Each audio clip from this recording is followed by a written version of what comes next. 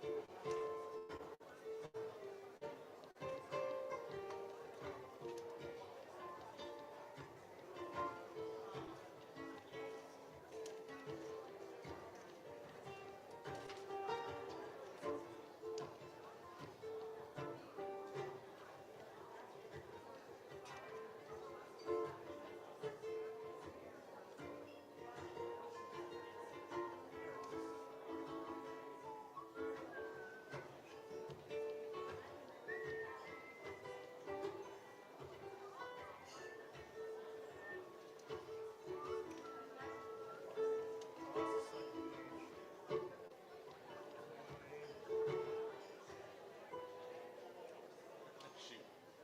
It's alright.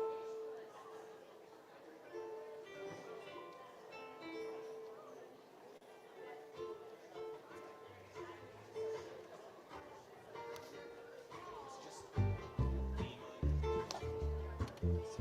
A7. A minor.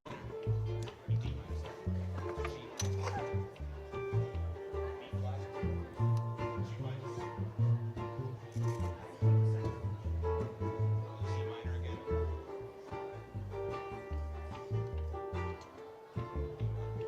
One more time, G minor.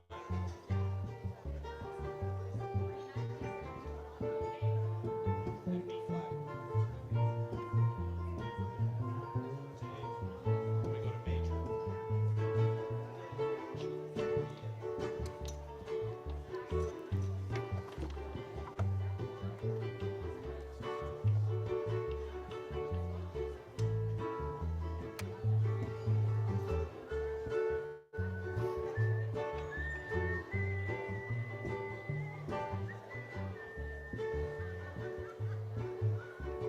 Back to minor.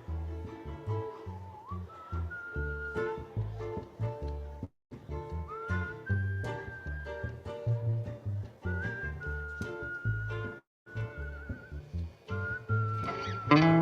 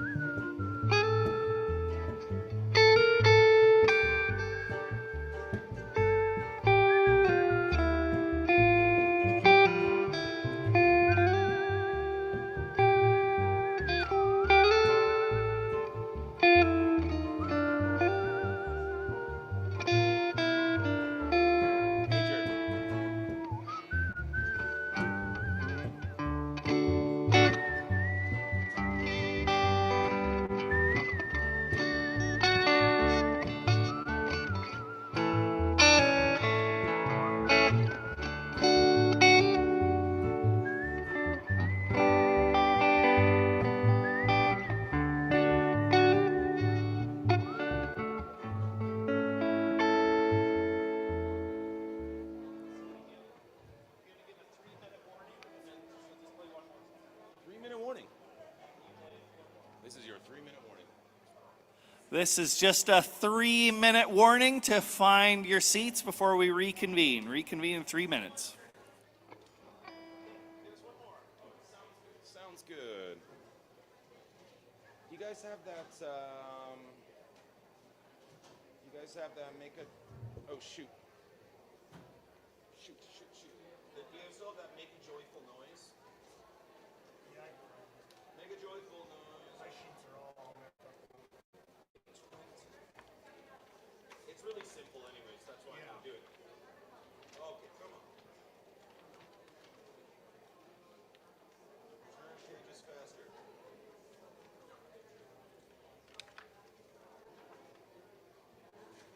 All right.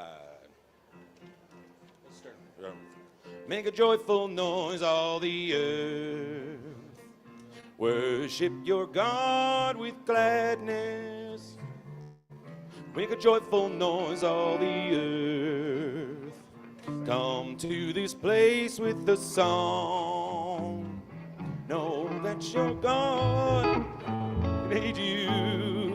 Know that you're all you belong. Come to this place, joyfulness and praise. Worship your God with a song. Noise all the earth. Worship your God with gladness. Make a joyful noise all the earth. Come to this place with a song. Now you guys sing loud.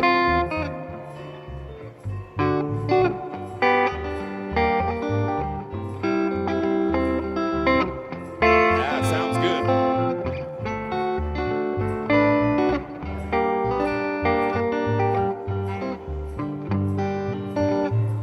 Here we go.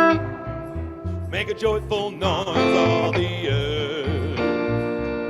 Worship your God with gladness. Make a joyful noise all the earth. Come to this place with the song. One more time. Through endless stages, endless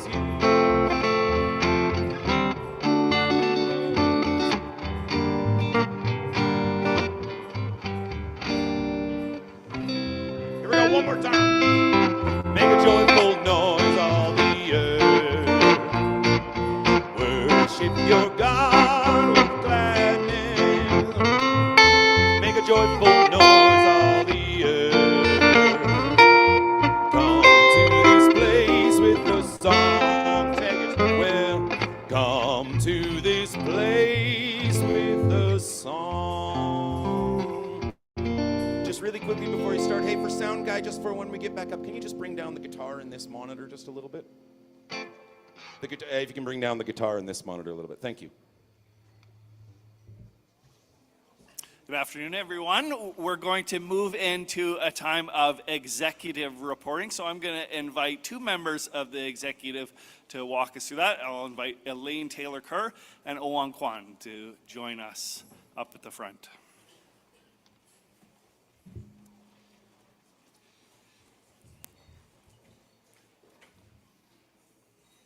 Good afternoon, everyone. Oh. No, they'll turn on. Just wait till they give thumbs up. Good afternoon, everyone. If you've read the executive report, you'll have already read a lot of what Owan and I are going to say right now, because that's what we've used as our basis. So the Chinook Winds Executive is made up of 8 to 11 clergy and lay members from across the region, and we meet roughly 3 times a year. Typically, we meet at the regional office in Okotoks, and every year, year and a half or so, we hold a meeting at another location. And that is to give us a chance to visit with other congregations, see how they're doing, and maybe neighboring congregations to the one that we're visiting. Our function is to ensure that the region and its leadership focus their energy and resources on achieving the region's purpose in an open, flexible, and responsive way. In our fall meeting, we spend time orienting new members of the executive and drafting the annual goals. Executive Minister then directs the financial and human resources of the region to achieve these goals. So our goals for 2025, we decided should be our goals, continue to be our goals for 2026, and they were healthy communities of faith with particular emphasis on First Third Ministry, effective leadership, building relationships between communities of faith and the regional council and between ministry colleagues, and Indigenous reconciliation and right relations. So here's some highlights of our October 2025 meeting. We invited Dan Hotchkiss, formerly of the Alban Institute, to share some discussion about what makes an effective board. The executive, as I said before, affirmed continuation of the 2025 goals into 2026. We also formed a task force to review the executive policy in terms of reference And that has been done, and we've passed those as being effective. We're happy to approve a request to officially form the Summit View United Church, which was an amalgamation of the former St. David's United and Northminster United in Calgary. We've also adopted a plan to form a partnership with Chunang, is that? Chunang Yes, yes. Presbytery of the Presbyterian Church in the Republic of Korea. Thank you. Thank you. And here are some highlights from our March 2026 meeting. In the spring, the executive met at St. Andrew's United Church in Cochrane, and this gave us an opportunity to meet with members of the United Churches in Cochrane, Airdrie, and Canmore and Crossfield, and hear their joys and challenges. And the executive received a financial report for 2025 that saw a smaller than projected deficit due to a strong performance of our investments and good stewardship by the staff. There was a follow-up with the passing of budget for 2026. After receiving feedback from participants, we decided to continue with another clergy retreat in February 2027. And the executive also decided to prepare an election toolkit for the fall referendum. We are very conscious of the challenge of navigating these issues in our congregations, and the task force delegated to prepare this will do so with the utmost sensitivity in articulating our shared values as the United Church of Canada within the province of Alberta. We offer gratitude to the excellent members of the executives who give of their time and talents to the benefit of our wider United Church within Chinook Regional Council. And now let me introduce our executive members. Elaine, please stand up when I Please name stand as your name is shared as Name well, is executive here. members.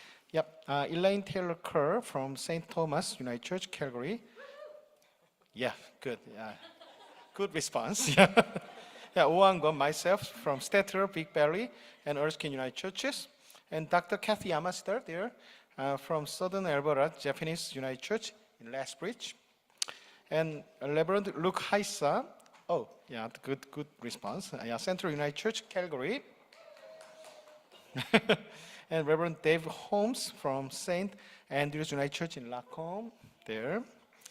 And Reverend Nancy Norris from Summit View United Church in Calgary.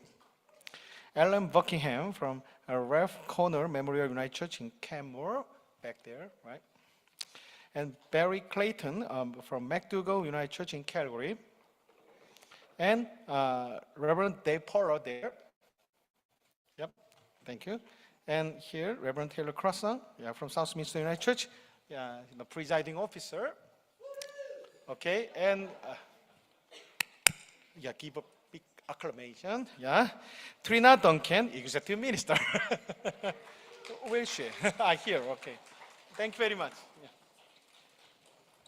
Part of the executive's work was discussing about what is the purpose of the regional council. When our region was formed, it was tested very early on with the COVID pandemic. I'm very grateful that I was not one of the people that had to make very difficult decisions at that time. So my gratitude goes to all the people that served on executive during those very challenging early years of the region.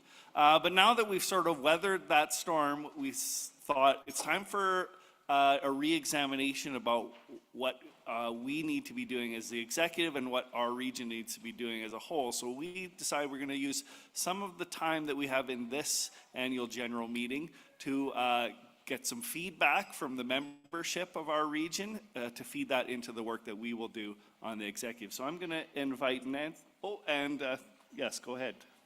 So just from a perspective of governance, when we're working as an executive, part of the responsibility of the governing body is to listen to the constituency. So that's an exercise that we try to engage in all the time on a regular basis, and that's part of the reason why we move our executive meetings around. And this is part of that it's part of our regular work of executive to be listening to what's happening in your communities of faith and how we as leadership, either staff and the governors, are going to respond to that. So this is just from a governance perspective, a really important exercise that we're engaging in. Thank you. I'm going to invite two members of the executive, Dave Holmes and Nancy Norris, who's going to lead us through some of this work we're all going to do together. I'm really looking forward to this conversation, actually. As the executive, the health of communities of faith is tremendously important. That's kind of the bottom line for all of us. I think we're really concerned with the health of our churches. There's a lot going on these days. Some of us are becoming more familiar with the Toward 2035 discussion that the General Council is initiating, which kind of begins with some rather bleak bar graphs. Have you seen those bleak bar graphs that chart the kind of the decline that's happened in the United Church over the past decades and project that towards 2035? But we're pretty sure in the executive that those graphs don't describe what is actually going on in our church. There's stuff happening in congregations around this region. We're hearing about how those trends may already be changing. In traditional and non-traditional ways, we've heard about revival, transformation, growth. We think there's something deeper going on. And even during the time of decline, we sometimes focus more on the decline and less on what God is doing in the midst of that decline among us. So what we want to talk about in these breakout sessions is what is happening. What's happening in your church. We want to hear some stories about what's happening in other churches. And we're hoping that as we talk with each other, share the struggles and discoveries and stories, we will be able to discern a little bit more clearly what it is God is doing among the churches in this region.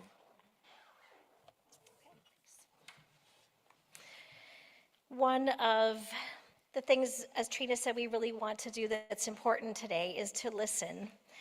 And that's for executive to listen to your stories, but also for you to be able to listen to each other. And we thought the best way to do that would be to invite you to group yourselves with other similar churches or churches that might be in similar circumstances to your own. And so what we've created are four scenarios or four situations your church might be finding yourself in. And these are general, and there might not be the perfect fit, but we're going to hope you can connect with the closest to your own church. And so we're going to have a breakout room shortly where you will go to one of those sessions.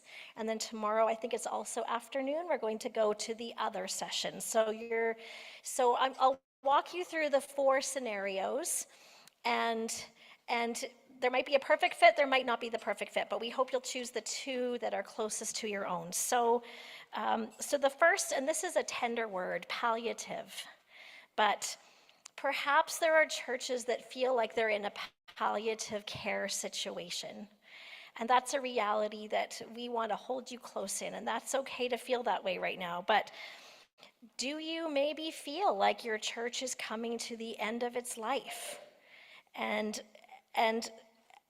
But still, what's good at the end of that life? And how are you still the church together in that situation? That's not to say it's useless or worthless. There's still value there, but we want to honor that for those that are maybe feeling in that situation right now. So that's one opportunity. We have a second, which is thriving in a new way. Now, this situation is when you might actually think of your church as vibrant or alive.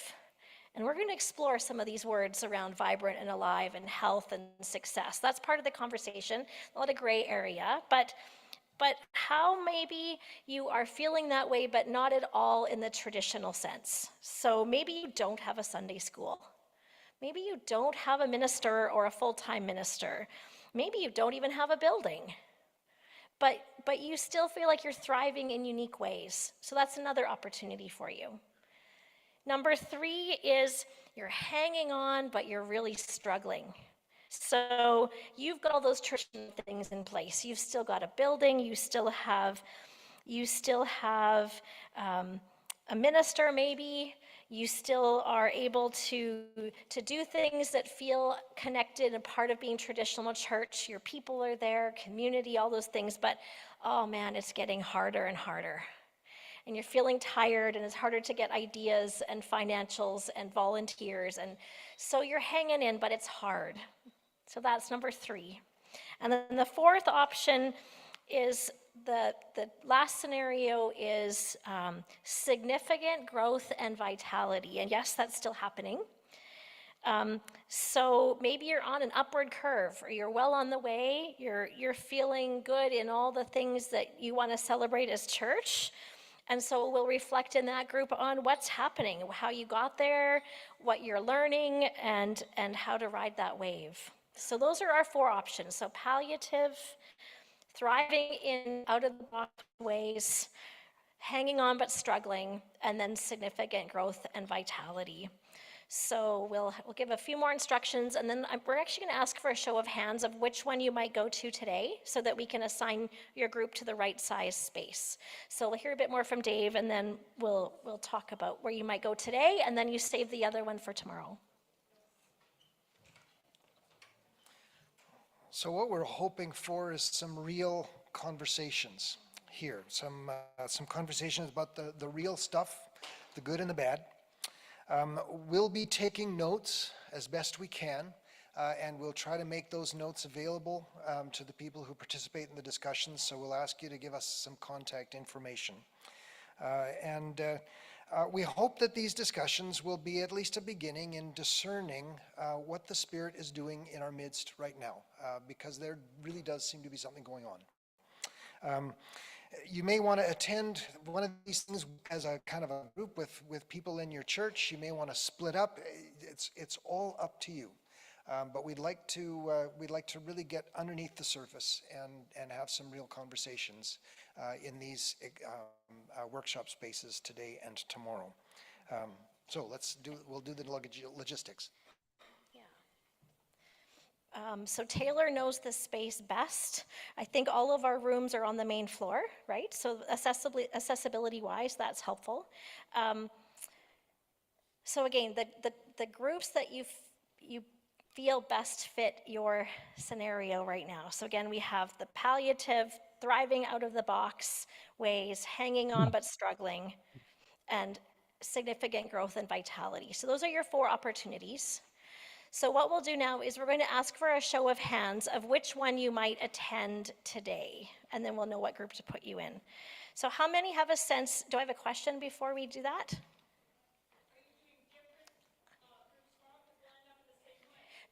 It's the exact same groups tomorrow, but you're going to choose different groups each day. So like today you might go to palliative, tomorrow you might go to hanging on but struggling because of the 2 that best fit you. Or maybe you're hanging on but struggling, but you're doing something out of the box. So those might be the 2 you choose. So you might not all end up in the same group. All right, so, and we trust that some of you, if you're from the same congregation, might go different groups, so that'll shuffle the groups a bit as well. Comment? It's probably possible to go to the same group on both occasions, because the conversation presumably will be different. And we're not going to finish any conversation, so be free to do what you want. Sure. But we'll suggest that you go to 2 different ones that are close to where your congregation is. Fair enough. That sounds good. Yeah, you could do the same one both days, but we presume there's no perfect fit either for you. So that's why we thought 2 might work. If you're online today, there will be an online group where we'll gather together as one group and talk about all scenarios together. So that's what the online folks will be doing today, and I'll be facilitating that one. Members of executive will be in pairs in all your other groups to help facilitate and take notes. So you have a decision to make because we're going to show hands now. So if you have a sense of if you are going to the palliative group, could we have a show of hands? Okay, so we have about 8 or 10 maybe. Okay, for today, thank you. So we'll make notes of that. And then who might think they're outside the box a bit and are thriving in new ways? A bit more, about 20 maybe, 20-ish. Okay. How many feel like you're hanging on but struggling? Okay, good size number. And the last scenario is significant growth and vitality. Okay. That's great. So those are what you're going to today. We're going to assign rooms, and then you'll pick a different one maybe tomorrow or stick with the same bunch. So the smallest group palliative care will go to? Palliative group will be invited to go to the narthex. So that's the Back of the the sanctuary? fancy Latin word for the foyer entering into the sanctuary. So the back, the very south end of the church. Okay. And then the next size group is thriving in a new way outside the box. They'll go to? You'll be invited to go to the chapel, and I know this space when every single person tries to go down this hallway. It's a bit of a bottleneck. So for people going to the chapel, I invite you to go through the outside doors and travel outside of the church. Just go down the street to the corner at 4th Avenue, and then you'll just turn right, and then the entrance to the chapel is at the exterior of the building. Because otherwise you have to go through the sanctuary and the narthex and then into the Just chapel. easier to Just have go around the building. some people go on that route. The biggest group is hanging on but struggling, and you're going? You'll be invited to remain in this space here in Southminster Hall. Okay, stay in this space. And the last scenario, growth and vitality, is? They'll be invited to go to the sanctuary for their discussion. And some of those group spaces have pews, others have chairs, so do the best you can to be in a conversation style so you can hear each other. Any other announcements? I think that's all from us before we go. Thank you everyone for your participation, and we'll see you back, I guess, in an after break. So we're just a reminder that we're participating in these discussions, and we're back in this space at 3 o'clock. 3 o'clock back in this space. Thank you. After taking a break at the conclusion of your discussion.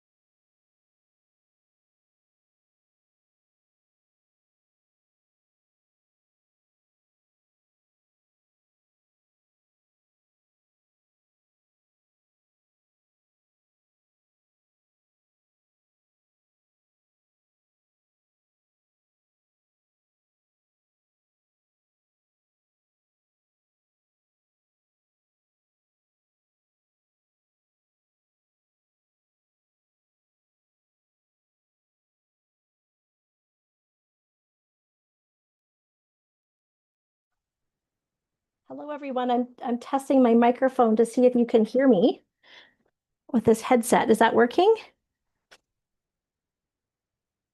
I can hear you. Thanks, Linda Ellis. That's great. Appreciate it. This works. Everyone can hear me. Thanks, Leanne. That's good. Nice to see you all.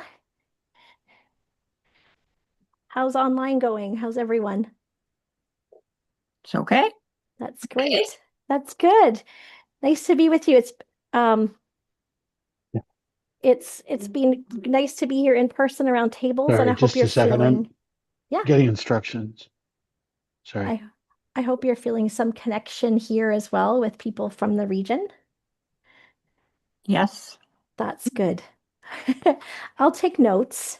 Um, I think you heard us say that executive and even what we call our community of faith council, which I'm also a part of, that did the self-assessments that congregations had to complete within the last year, are looking forward to our stories because it fills in the gaps a bit between the statistics and just checking in with each other to see how we're doing and hopefully we can help better support as needed.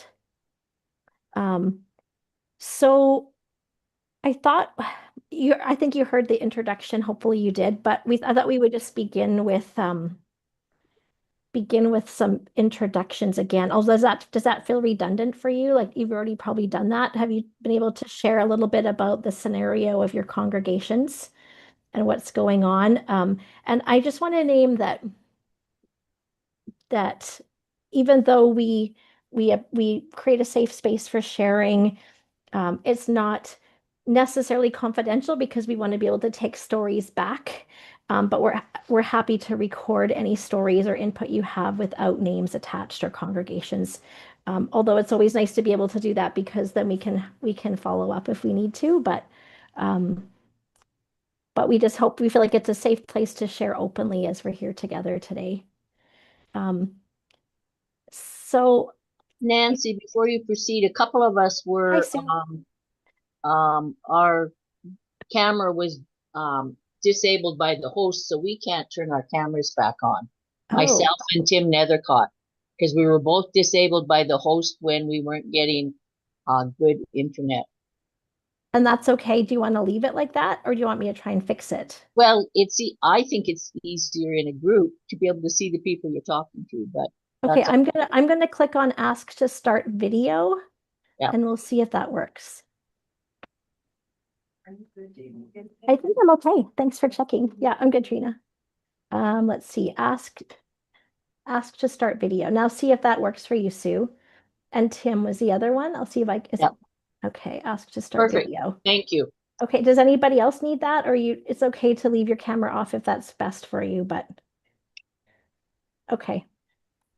Great. So I think what would be helpful for me is if we just share again the community of faith we're part of and where you would say feels like one of the best fits for you from those four options I described. So palliative, which is I know I still feel like that's a tough word, but you really do feel like your congregation is nearing the end of life, even though there still has value, but you really feel like that's a reality for you.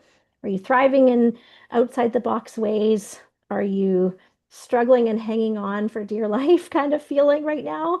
Or are you experiencing growth and vitality? So are you comfortable sharing where you're at with that? Should I just go across my screen and ask folks to share?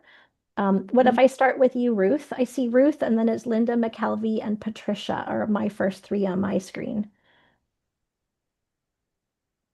Okay, I'm from Balzac United. Mhm. And I think we're thriving outside the box in spite of the fact we have no minister. And we've been looking started the process about a year ago. Thanks, Ruth. Linda. I'm from Panoka United Church, which is part of Rising Spirit Ministry in conjunction with Bashaw United Church. And for Panoka, we're kind of a cross between palliative and hanging on. We're definitely hanging on, and we may have to downsize from our building, but we definitely are not stopping. Okay, thanks, Linda. Mhm. Yeah. Patricia, hi. Oh, Excuse me. Could you maybe skip? I have an important call here. No So- problem, go ahead. sorry. So my Okay. next people on my list are Pax Murray, and then Linda Ellis, and then Irene from Blackie. So they're the next three.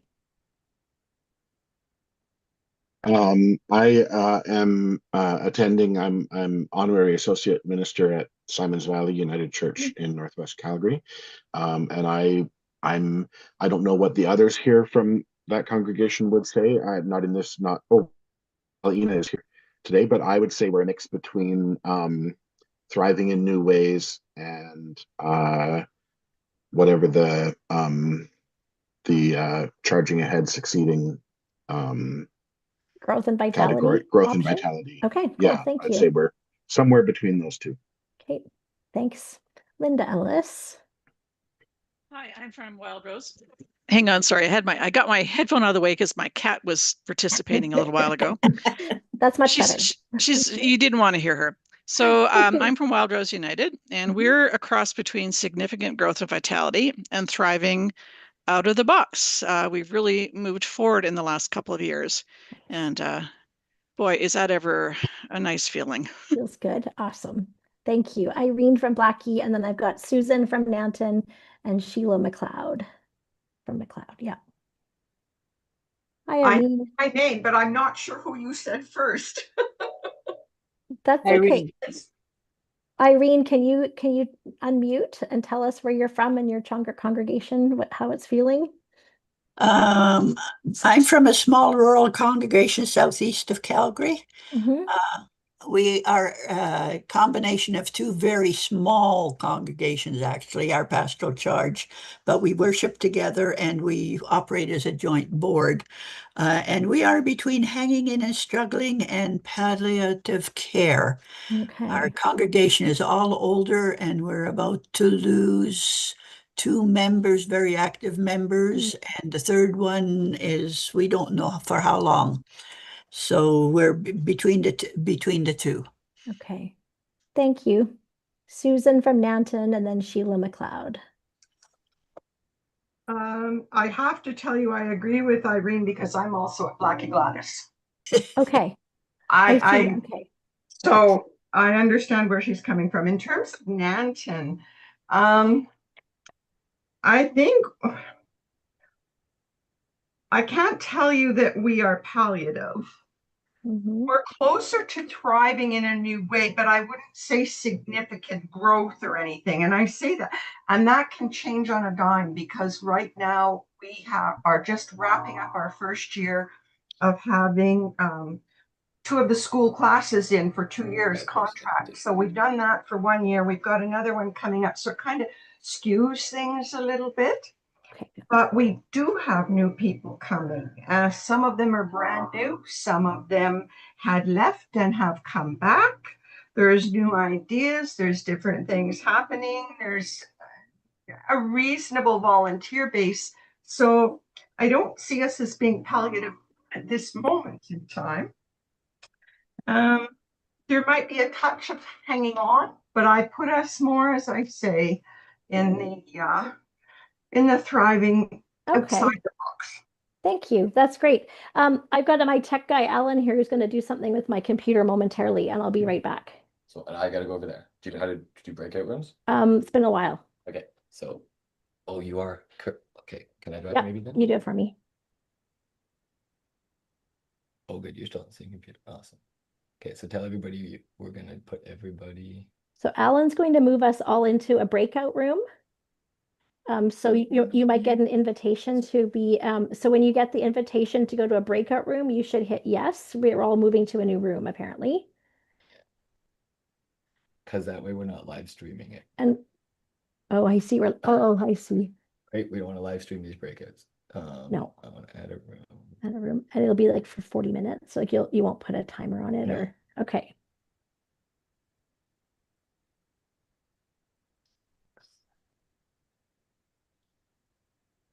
Apologize, everybody.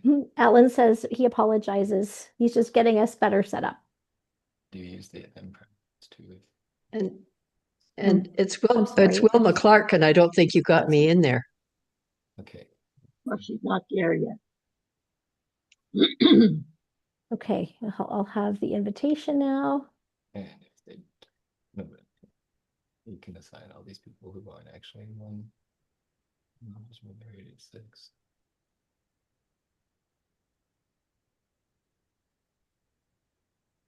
I'm probably putting me in 2, but I'm just gonna go.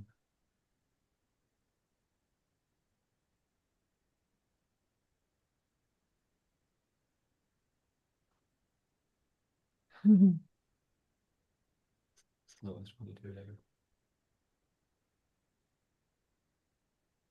Almost there.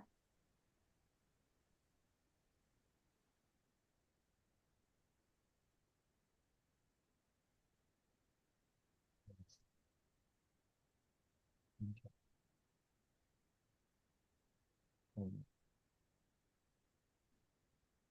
You to John 6. Say yes. Thank you. Yeah. Is everybody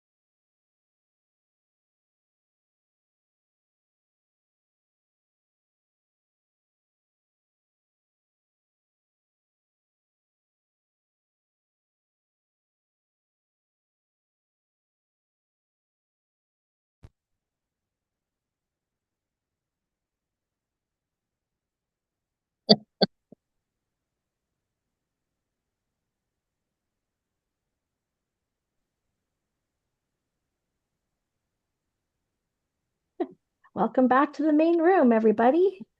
But now it's saying join the breakout room 6 again. Okay, go back to breakout room 6, I guess.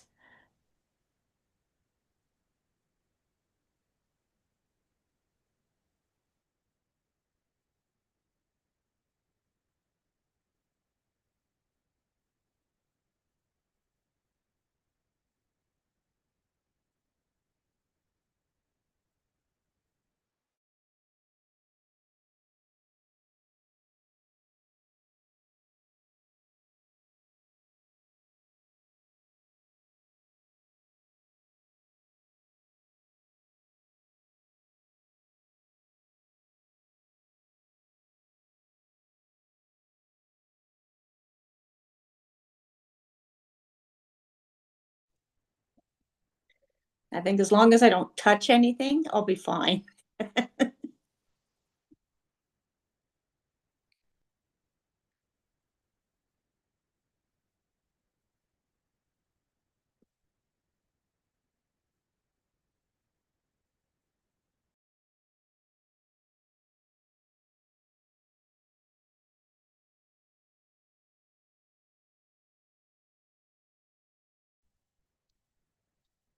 I don't see Nancy here, so I'm thinking we're not in her breakout room right now.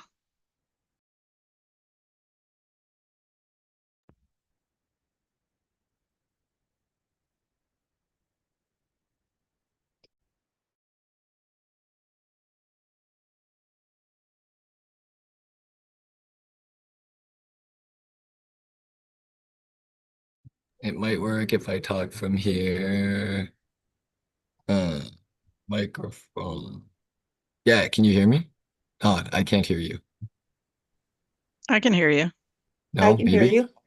Yes, Todd, can you hear me? I can hear I you. can't hear anything. So I'm trying to get you in the breakout rooms. Okay. You've already been sent the invitation, so I can't send it again. Okay, I did not see it on my screen. That's a problem. How can I hear? There's got to be a way I can hear. Okay, maybe I can hear now. What do you think? No, I didn't get an invitation on my screen. you didn't get an invitation on your screen. No. Yeah, no, I can hear you now, though. This I is didn't great. either. Okay, you're all in the breakout rooms. And so let me see. In your menu at the bottom, under the more, does it say anything interesting? Join breakout room. Yeah, do that. Okay, there we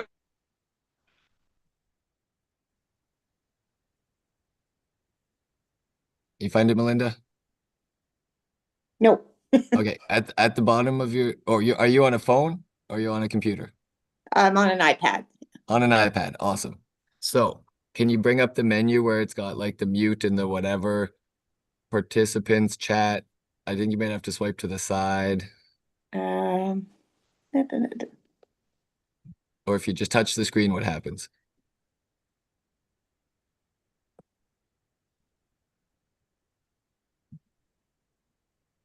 Because Zoom is too polite. Zoom is too polite, and so it doesn't let me just force you to go anywhere. Um, and so let it me makes it see more here. difficult on me. So let me just see what I can do here. Oh, I'm no longer the, okay. Puddly puddly. What's happened over here? Okay, give me a second. I gotta go to the other computer that doesn't have a microphone. Okay,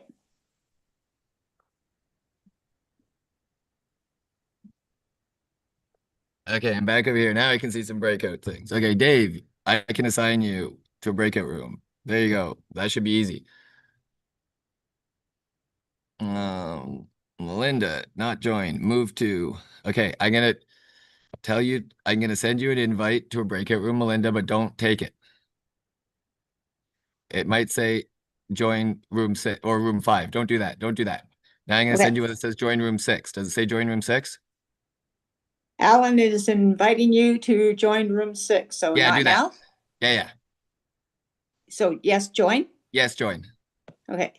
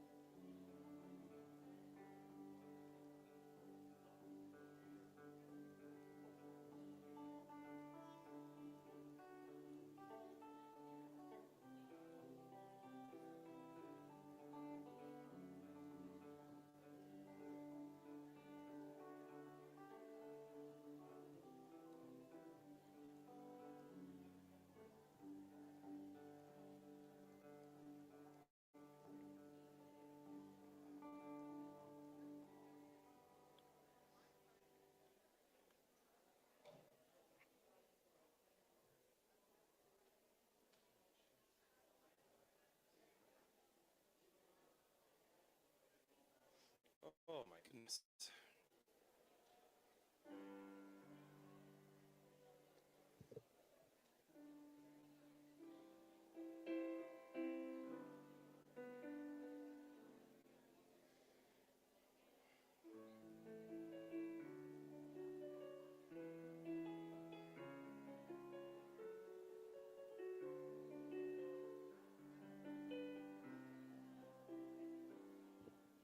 Morning has broken like the first morning.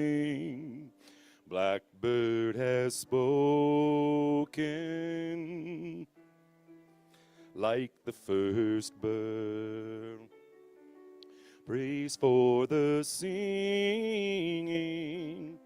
praise for the morning, praise for them springing fresh from the womb.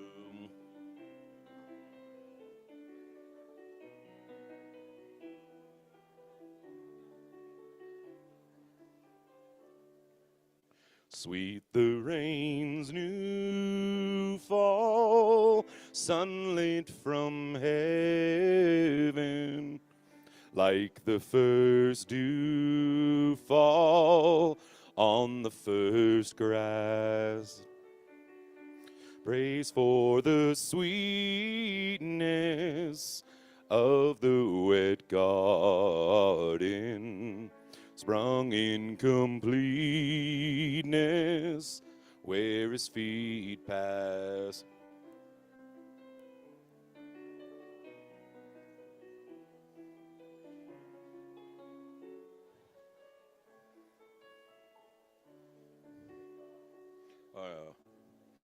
Morning, mine is the sunlight, mine is the morn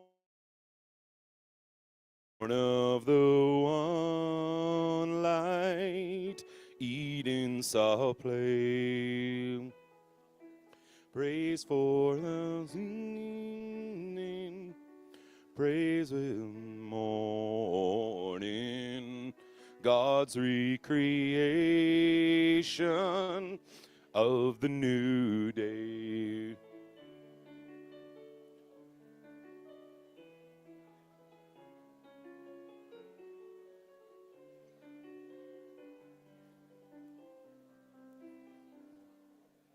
Morning has broken like the first morning. Blackbird has spoken like the first bird.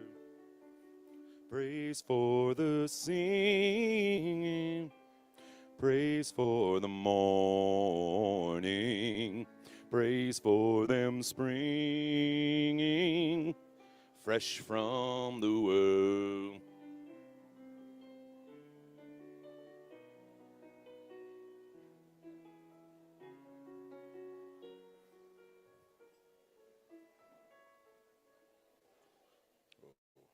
Something like that. All right.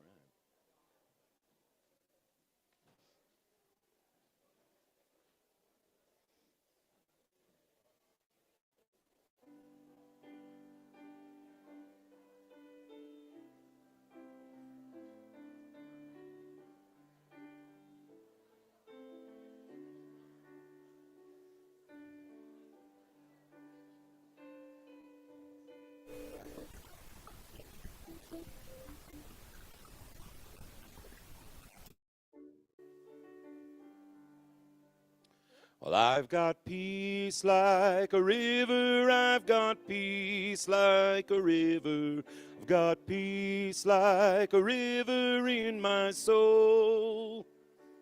I've got peace like a river, I've got peace like a river, I've got peace like a river in my soul. There we go. I've got joy like a fountain, I've got joy like a fountain, I've got joy like a fountain in my soul. I've got joy like a fountain, I've got joy like a fountain, I've I've got joy like a fountain in my soul.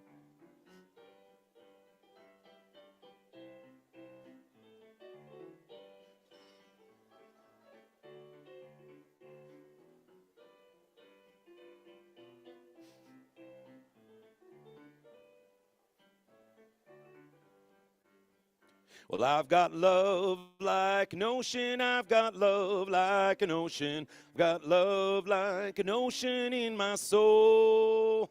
I've got love like an ocean, I've got love like an ocean, I've got love like an ocean in my soul.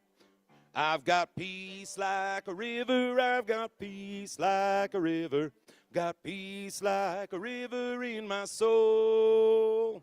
I've got peace like a river, I've got peace like a river, got peace like a river in my soul. All right, one more time. I've got peace like a river, I've got peace like a river, got peace like a river in my soul. I've got peace like a river, I've got peace like a river, I've got peace like a river in my soul.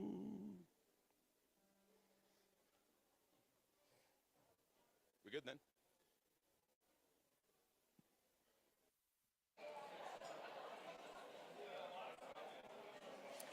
Welcome back, everybody. I hope that was a rich and enjoyable time for you, connecting with one another and with a couple of members of the executive. So now we're going to move on to the next thing and invite Anne Yates-LaBerge to come forward. She's going to provide a bit of an update around Naramata Center. For those of you who are new, Naramata Center is one of our learning centers and supports, well, anybody can come from anywhere, but it's particularly connected to Pacific Mountain region, Chinook Winds region, and Northern Spirit regions. So thank you very much, Anne, for being with us today. Thanks. Good morning, afternoon. You'll want to pay attention because I'm giving away a prize at the end. So pay attention, okay? All right. So my name's Anne Yates-LaBerge. Amongst my other things that I do, which one? Oh, thank you. One of the things I do other than church work is marketing and communications for Naramata. And I wanted to say thank you to Trina for helping out with the revisioning of Naramata just as of late. Many of you know Naramata from this picture. For the last 77 years, this dock has been part of what Naramata is. Many sermons have been written here, many contemplations of life have been taken here, but some of you have been. And this is what holds many, many people as they're eating and being part of community, which is a big part of what Naramata is. And the rock gardens. And in 2015, there was a giant issue with staff and labor. It closed it.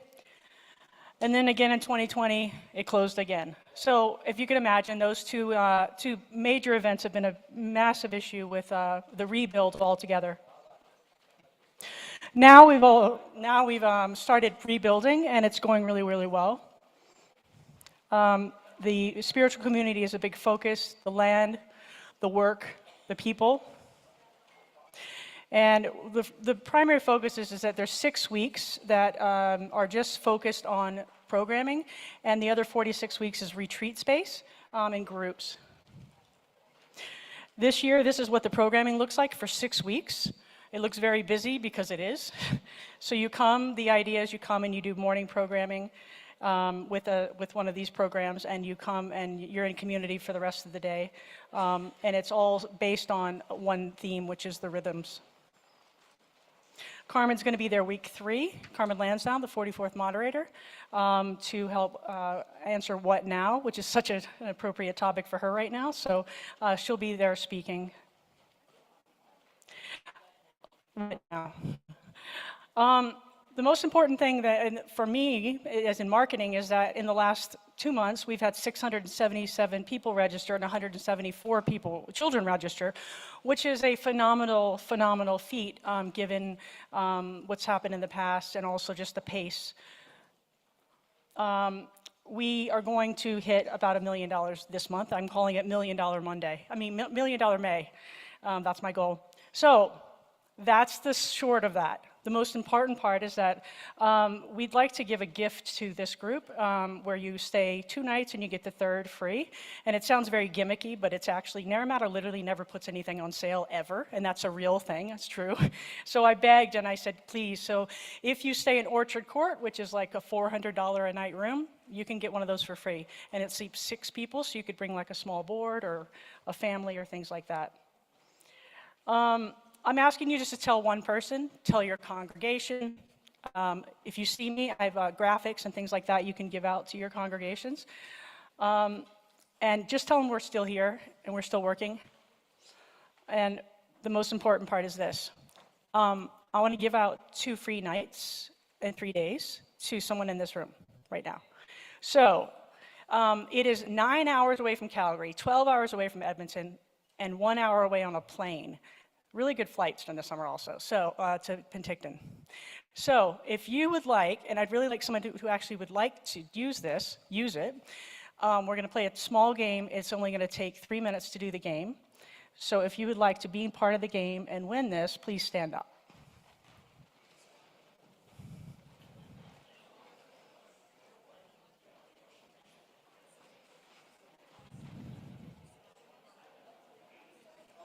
Okay, so we're doing it really easy. Does everybody know rock, paper, scissors? Okay, it's rock, paper, oh, there's controversy about this in it. It's rock, paper, scissors, shoot. Okay, and don't do the extra one. Rock, paper, scissors, shoot, okay? You need to play against the people at your table first, and then send up a winner, okay? Play the people at your table first.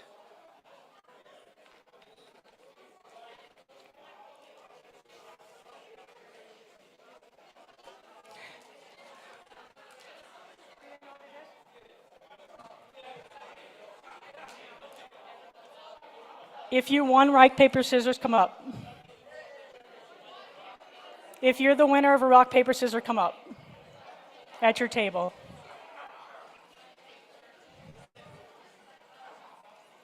Keith and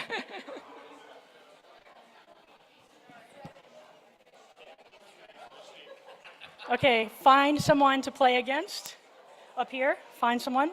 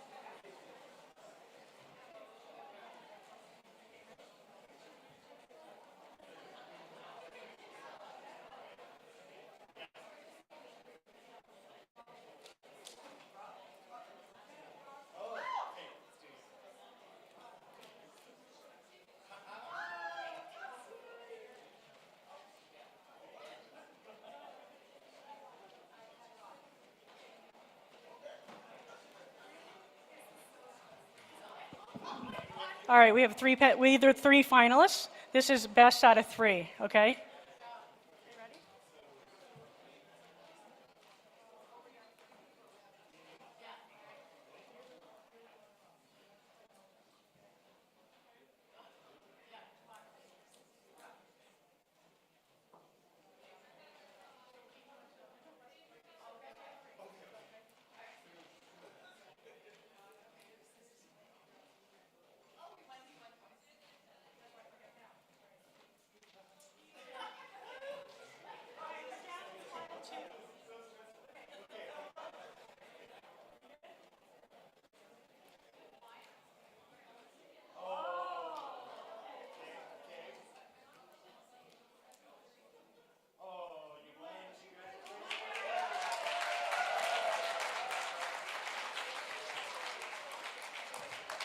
Thank you.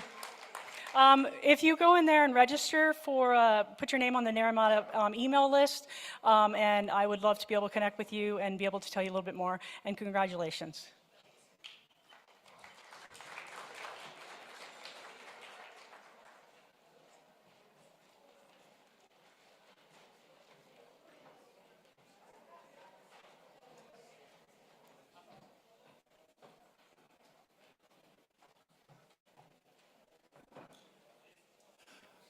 Friends in Christ, we are returning to a time of business, so I'll ask the business team to join us up on the podium to facilitate that work.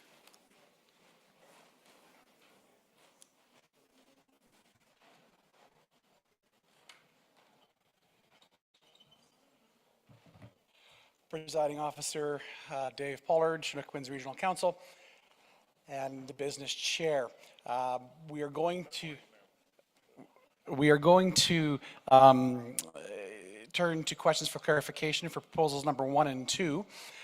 Before we do that, I just wanted to take note that if folks online have questions for clarification, you can either speak them into the Zoom room and they'll be communicated out to the podium here, or you can type them in the chat. I'm going to pop in and see if there are any questions for clarification in the chat on proposals 1 or 2.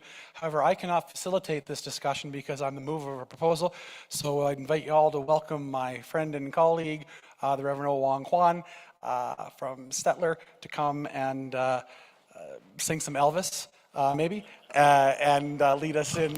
Whoop. You okay?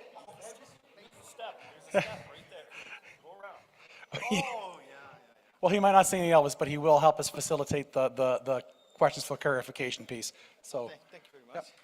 Actually, Reverend just give me a blessing and prayer, for my first facilitation. Thank you very much, Presiding Officer. I'm Wang Guan from State United Church and one of the business committee members. Today is time for a discussion about the clarification on 2 proposals. So we have 2 proposals today. 2 proposals today we have. So first, we are discussing for clarification the first one. So I'm inviting Reverend Keith Murray here today, and he will give some answers, respond to your questions. So for clarification, please come forward. Yeah, the stairs are here.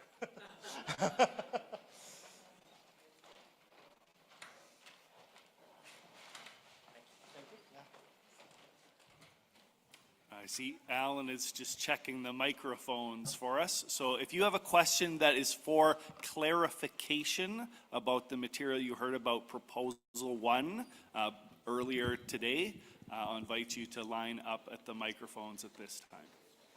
So just for clarity, I will do my best to answer, as I'm not the one putting forward the proposal. I have some stuff from Ty if we need, but if we can't, I'll ask him between our next business session. But any questions? Sorry. Go ahead. Sorry. Susan Knight, Pincher Creek, and I've got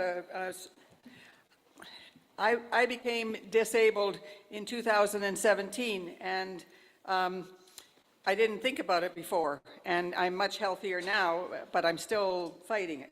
Anyhow, you seem to cover a whole bunch, from wanting to have a statute for Alberta and things for us to do. And can some of this be broken down into separate proposals? Because I'd be prepared to support one, but the other seems too far reaching, and so I would probably say no.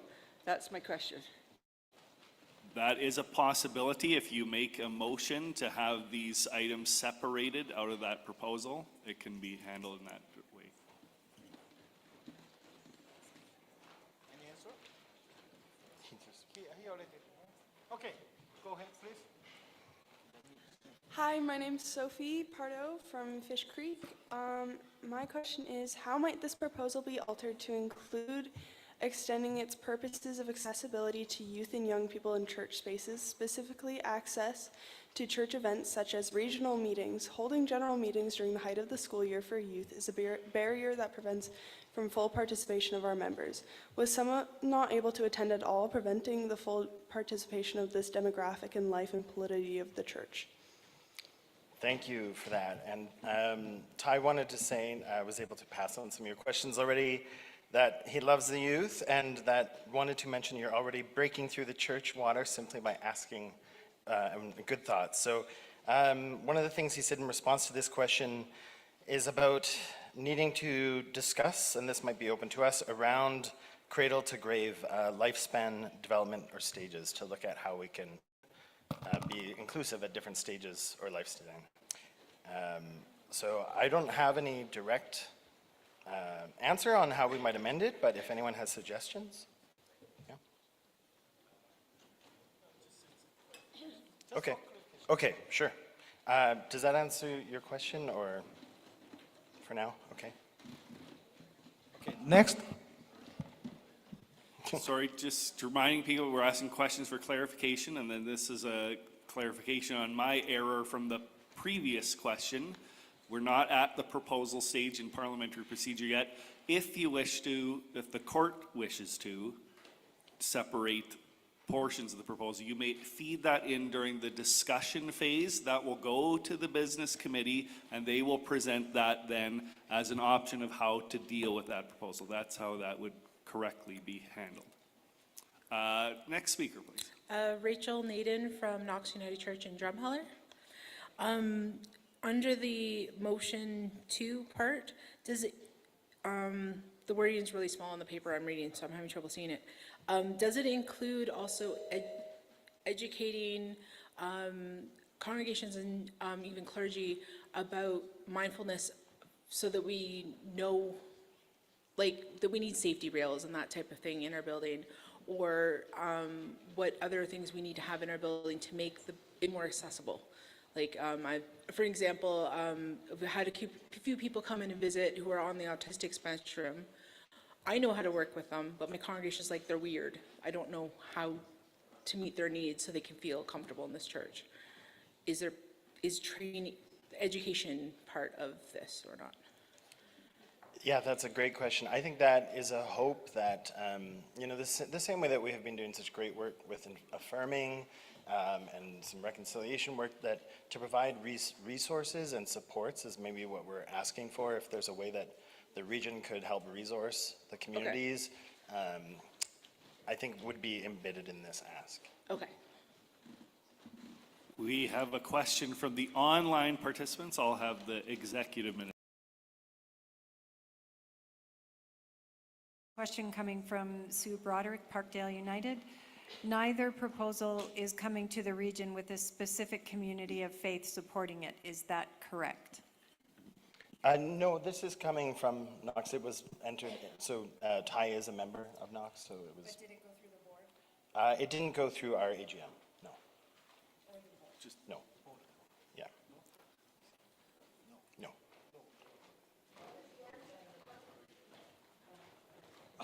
Okay, clarification of that. So that means this proposal is submitted by Keith as a member of this court. Then. Right.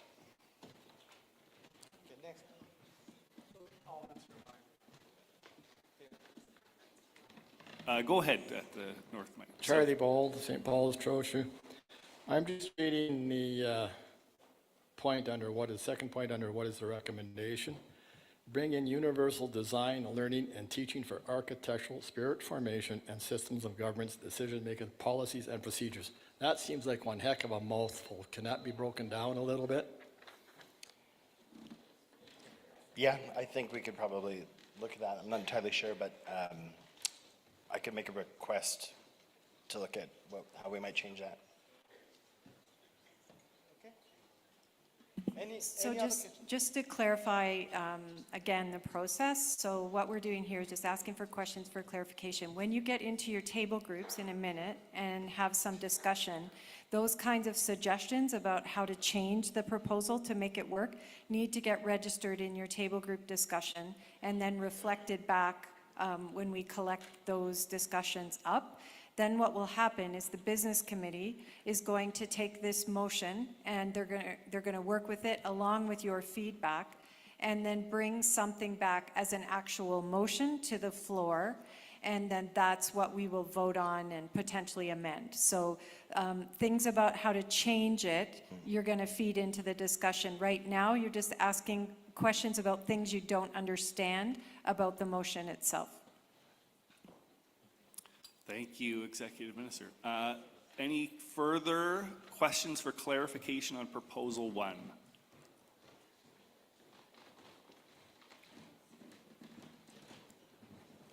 I'll recognize the south microphone. Dave Holmes, Lacombe. What is universal design, teaching, and learning? That would be a great question that I can bring back to Ty for clarity. So I will ask him and see if we can get. Sorry? We have a member of the court who can fantastic. offer answer to that, and I'll recognize the mobile microphone. So I just happen to know what universal design is. Could you please identify yourself, I'm please? Alan Buckingham from Ralph Connor Memorial United Church. And universal design is a design standard in buildings that lets stuff be accessible and changeable. And so it's really about not locking into having things, but making sure the building is adaptive to changes as they go to try and, in the first place, make buildings accessible when you build and design so that later on we can keep doing stuff and people can make changes. So for an example, counters that could go up and down. So you can have it at the height you want. It's not super low always, it's not high. It can change. And you can do pre-stuff that lets that be easier to install later. You don't have to install it in the first place. That's kind of one of the universal design principles is to try and keep it that way, but it's a design code principle thing. Thank you. North microphone. Kelly Osgood from Robert McClure United Church in Calgary. Usually these things have a be it resolved, and I don't see that. And maybe that comes later, but what are we trying to resolve, or what are are the actual, like when I'm reading it, I don't see what nicely laid out points. That is in there under the what is the recommendation section, let it be resolved. Yeah, I wasn't looking at this, I was looking at the book, the agenda and that went out, that was emailed out to us. So we're not using parliamentary procedure at this point. This is a proposal process that we've been using in this court for the last, since we constituted under this new structure. So we have moved away from that sort of be it resolved way of doing it. So this is a proposal, then we get the clarifying questions, then we talk about it in the table groups. That feedback gets fed back to the business committee, and then it comes out again as a motion. So we So don't right now, have a motion, right? This is not a motion, it's a proposal. Okay, thanks. Yeah.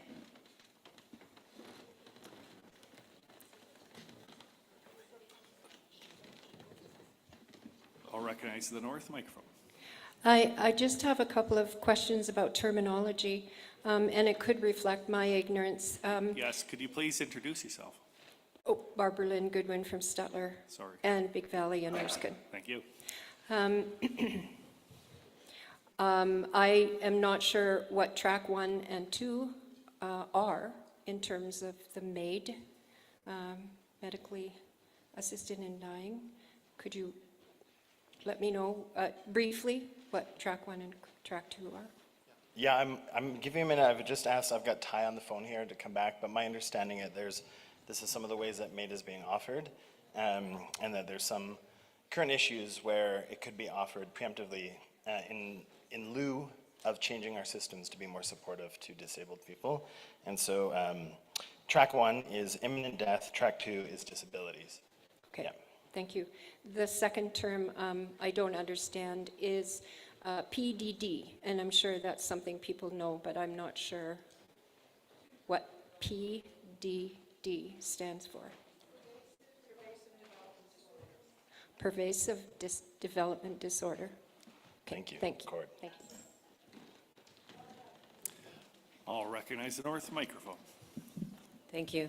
Linda McLaren from High River United Church. I'm just wondering if you can clarify for my better understanding, under motion 2, the call for Chinook winds to call on the Alberta and Canadian governments to end systemic ableism and to lift individuals and families with disabilities out of poverty by setting entitlements or living wage levels and removing means testing. I'm just wondering if you can tell me what that looks like in a concrete example. I'm not sure that I'm fully understanding that, and I think it's a key point. Yeah, one of my understandings is that currently our system, the way you can have multiple barriers to accessing supports if you have multiple family members with disabilities, that puts you under the poverty level, that basically keeps you locked in from being able to access fair supports. I'll see if Ty has anything further on that, but that would be things that there's too many complex pieces that aren't really taking in the full scope of what it is to be a family with disabilities. Are there any further questions for clarification on Proposal 1? Kelly Osgood, Robert McClure United Church, Calgary. What's the Michener Center, that little phrase in there, like abusive institutions, i.e. the Michener Center? That seems really loaded. Just wondering if there's some more information about that. Well, we'll defer to the person who moved the motion if they wish. If you'd like to come up to the mic. Okay, sure. And as you do, I'll just add one more thing to the previous question, that AISH is 1,000 below poverty. So you can actually, you're not earning a living wage if you're on AISH as one example. So spouses will not qualify if one makes over a certain amount. If the member of the court wishes to offer that clarification, you're most welcome to head to a microphone. Just please identify yourself. Sorry, Susan Tyndall, Alex Delburn. Michener Center is a place in Red Deer, and it was very well known as a place where people that had, basically all kinds of disabilities, but a lot of Down syndrome, and that kids that couldn't live with their families, and they were kept there. And there also was some concern that there had been some unpleasant experimenting sort of done in that place as well. So it has a very kind of dark history to it. Yeah, so some of those pieces just naming to the complexities of histories of abuses towards peoples with disabilities as part of the context for where we are in the province. Further questions for clarification on Proposal 1? All right, I'll thank Reverend Murray. Okay, thank you, everyone. Thank you, Ty. Let us turn to Proposal 2, questions for clarification, and Owang will be the facilitator for this, as David Pollard is the mover of this. Yeah, thank you, Presiding Officer. I'm inviting Reverend Dave Pollard, and he will answer the questions for the clarification on the Proposal 2. Yeah. Thank you, Owang. Presiding Officer Dave Pollard, Chair of Business. I'll answer the question that Trina asked for Sue on the proposal about community of faith endorsement. Sue, you know me, I'm the loosest cannon on the deck, and so I'm bringing this here and we're letting her rip. So that'll answer that. So yeah, that was the answer to that question. Okay. From the court or online, are there questions for clarification on Proposal 2? If so, please move to a microphone. Clear as I, eh? South microphone, please. I don't have a question for clarification. Could you please identify yourself? Oh, I'm sorry. I'm Shelley Spence from Fish Creek. Would it be possible to get the motion back on the screen? So that we can talk to the tech team. Do you have this morning's presentation with proposals? There you go. Fantastic. So there's the proposal. Let's propose that. We allot 30 minutes of time at least. The regional council consult the executive minister of the church and mission unit about this opportunity, and that the regional council bear some cost to our global partners if they join us and need some help. Further questions for clarification on Proposal 2?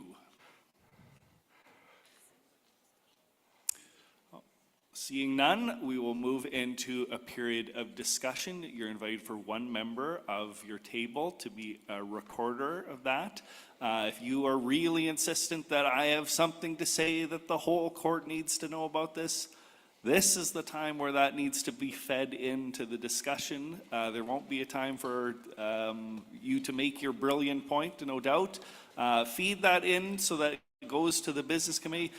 We promise that that's going to be reflected in the proposal that the business committee will bring forward, but we'll move together into a time. So you're on my turf. I am, pardon me. How about we do this? How about we take 5 minutes on proposal 1 in table groups to talk about it, write them down, and then if there are anything like burning salient points, let's take 2 minutes of microphone, and then we'll do the same thing for the next proposal. And that'll take us to our time, right?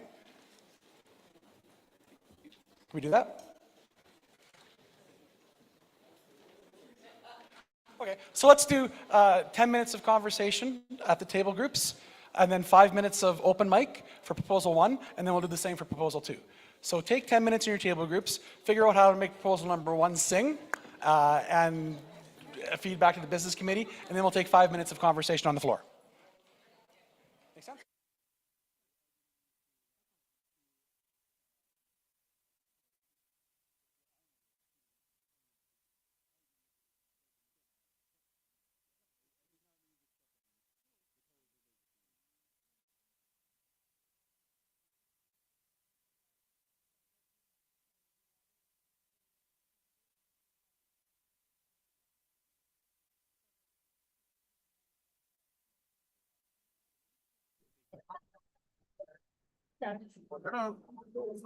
Yeah, give me just 1 second. Sure. I'll say. Tech team, could we please have the microphones? So, don't do it yet, Mish. Let me steal this thing from Tony first. Tech team, may we have the microphones, please?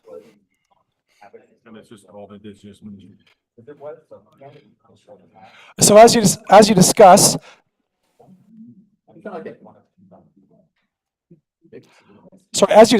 we can also remind you of what you can do as a court. You can say, we're going to pass this as it is. You can make suggestions for amendments or other things. So as we discuss, you can say, we like the proposal as it is, let's kind of just move it, go ahead. You can kind of say, well, I don't think we want to adopt this, maybe take no action. You can also say, these are going to be some amendments that we're going to propose to the business committee to bring, or some ways to make the proposal better. So that are various ways you can go about the discussion as a way of wrapping things up quickly, or directions you can go, because this is now the court's proposal, and everybody gets a say as to how we deal with it. Thank you. So 10 minutes in table groups, 10 minutes on proposal 1.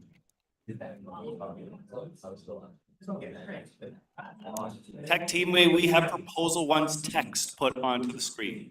It's on 2 slides, though. Yeah, I know, it's proposal 2. I just thought, what's going on? Oh, no. Right. Yeah, nope.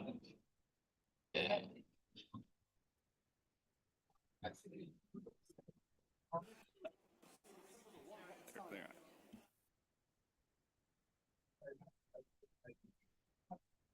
Okay.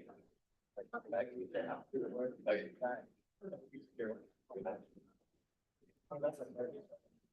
Yeah.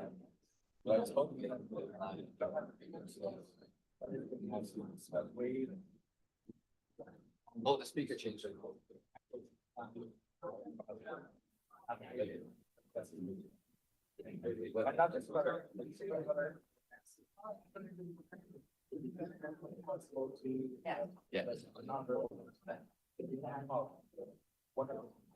Okay, can you hear me if I'm talking over here? Yada, yada, yada. What? I'm talking. I'm in the Zoom meeting and I'm talking. Wilma, are you happy where you are? Oh, I can't actually hear though. Karen, make sure Wilma's happy where she is if she doesn't want to be in a breakout group. I'm actually just testing some audio, so that's why I'm talking.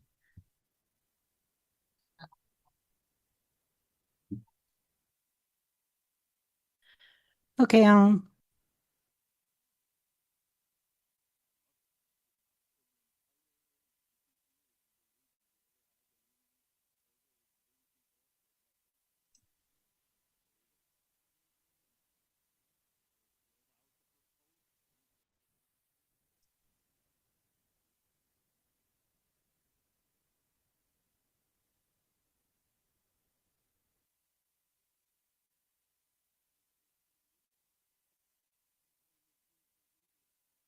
Okay, now you can hear me. Do the thing, and we're probably gonna get some kind of feedback if somebody else talks. Yeah, that's me.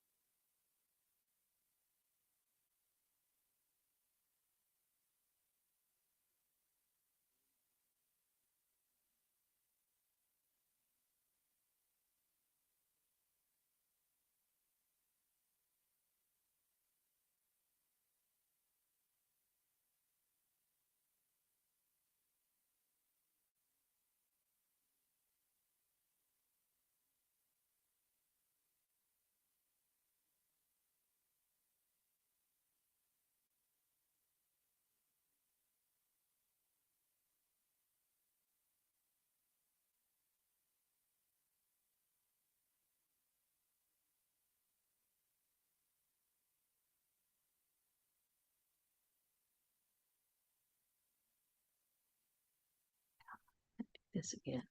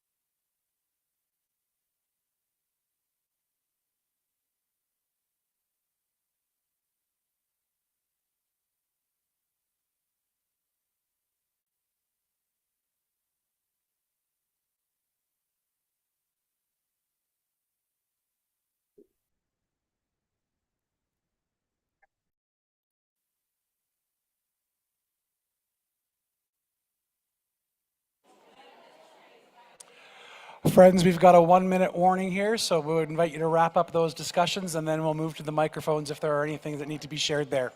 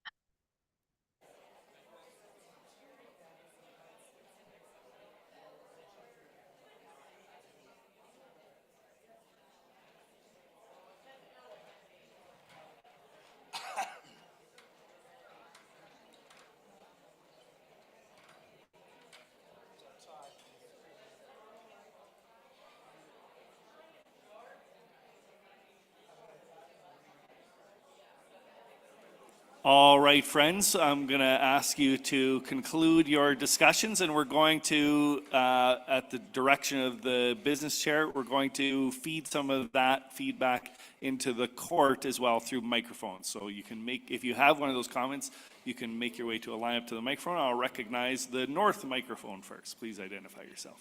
Barbara Lynn Goodwin, Stutler, Big Valley Erskine United. I find that the proposal, although very, very heartfelt, is very broad in nature and ambiguous, and it deals with a great variety of issues. And I wondered if this could go back to the committee, and that the proposal is delineated or separated into 4 or 5 very specific, focused concerns or issues, and that each issue be addressed with a specific action that could be handled by the United Church of Canada. But I found this not specific enough, not knowing whether this would be an action that the United Church of Canada General Council Executive would deal with, or if it's something that individual churches have to deal with in their policies. I just require more specific direction on each specific issue. Thank you for that. Certainly the business committee will take that under advisement. If you noted on your piece of paper and you've spoken into the court, my team will consider that and make sure that there's clarity around the various issues. And again, when it comes back for Parliament procedure, hopefully we've done our work well, and you'll see that reflected in the final recommendations. We have an online speaker. Would you like to? It will be. Are we able to get that audio?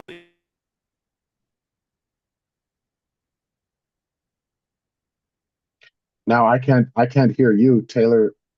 Can you hear me? Can you raise your hand or something? If thank you. I wanted to inform the court, and I'll be sending this to the business committee as well. Just my awareness as a member of the Board of Vocation of the United Church of Canada, that there is work underway in the General Counsel Office and General Counsel Executive that they are calling diversity, equity, and oppression. And we may not have seen much results of this work coming out yet, but the work is underway, and much of what is spoken of in the proposal is part of that project. I'm not involved in it directly, so I can't speak to that, but I know that it's there and it's happening, and I just wanted to let the court know that that exists. Again, it's diversity, equity, and anti-oppression. Thank you, Murray. That is a theme of the previous speaker. That question has been asked in the online chat about General Counsel, and you've brought that perspective, so thank you very much for offering us that information. If we have comments for discussion, I'll invite you to head to a microphone. I'll recognize the north microphone.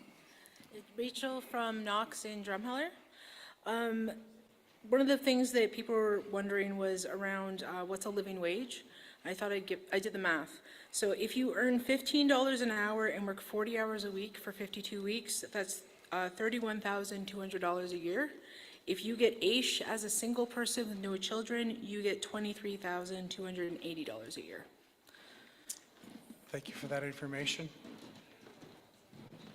Any further discussion? I'll recognize the south microphone. Bruce Jackson, St. Andrews in Lacombe. I have a problem with the color of the red on white, or the white on red. I can't read that very easily at all, so it's a barrier. Okay, ironic that we're discussing about ability. So just for the sake of those with vision impairments, just we'll change the color of the texts. Yeah, thank you for that, Bruce. The proposal is in your agenda and report book with different colors. If somebody around, Bruce might be able to direct him, if you have a device, to see if he could read the proposal there. My apologies, I just was working with the colors that were given to me by the regional office for proposals, and so I put them in the deck on that color, so there wasn't a effort to exclude. I'll recognize the south microphone. Daryl Cedar, Lakeview United. We're all in agreement with the Disabilities Rights Act, but we would ask that there be public consultation to have input. We find, my personal experience when I've worked with governments on many issues, they consult amongst themselves and then they come back to the public and say, this is what we're going to do. So making sure that public really do have input, because there's some very valuable information that can be gained. Thank you. Thank you for that. Would remind the court that if you are writing these things down, they're important. You could also email me directly at revdave572@gmail if you have a point that you would like to make as an individual member of the court as well, and I will get those. All right, just to move us along, I'm going to invite you to return to your table groups, and we'll have 6 minutes for discussion on Proposal 2. 6 minutes, please.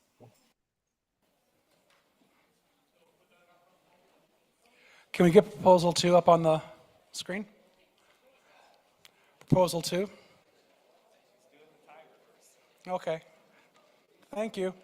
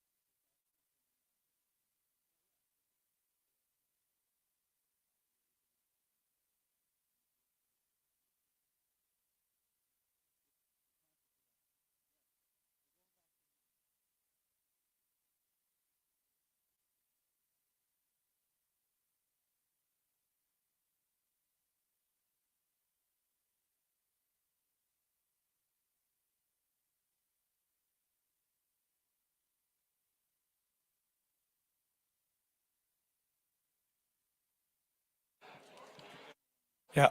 Friends, we're approaching that 1 minute time, so if you could please wrap up your discussions. And then after that, we will take, what time is it here? No, we'll take 3 minutes because Trina wants it done at 4. And I'm going to listen to the real power.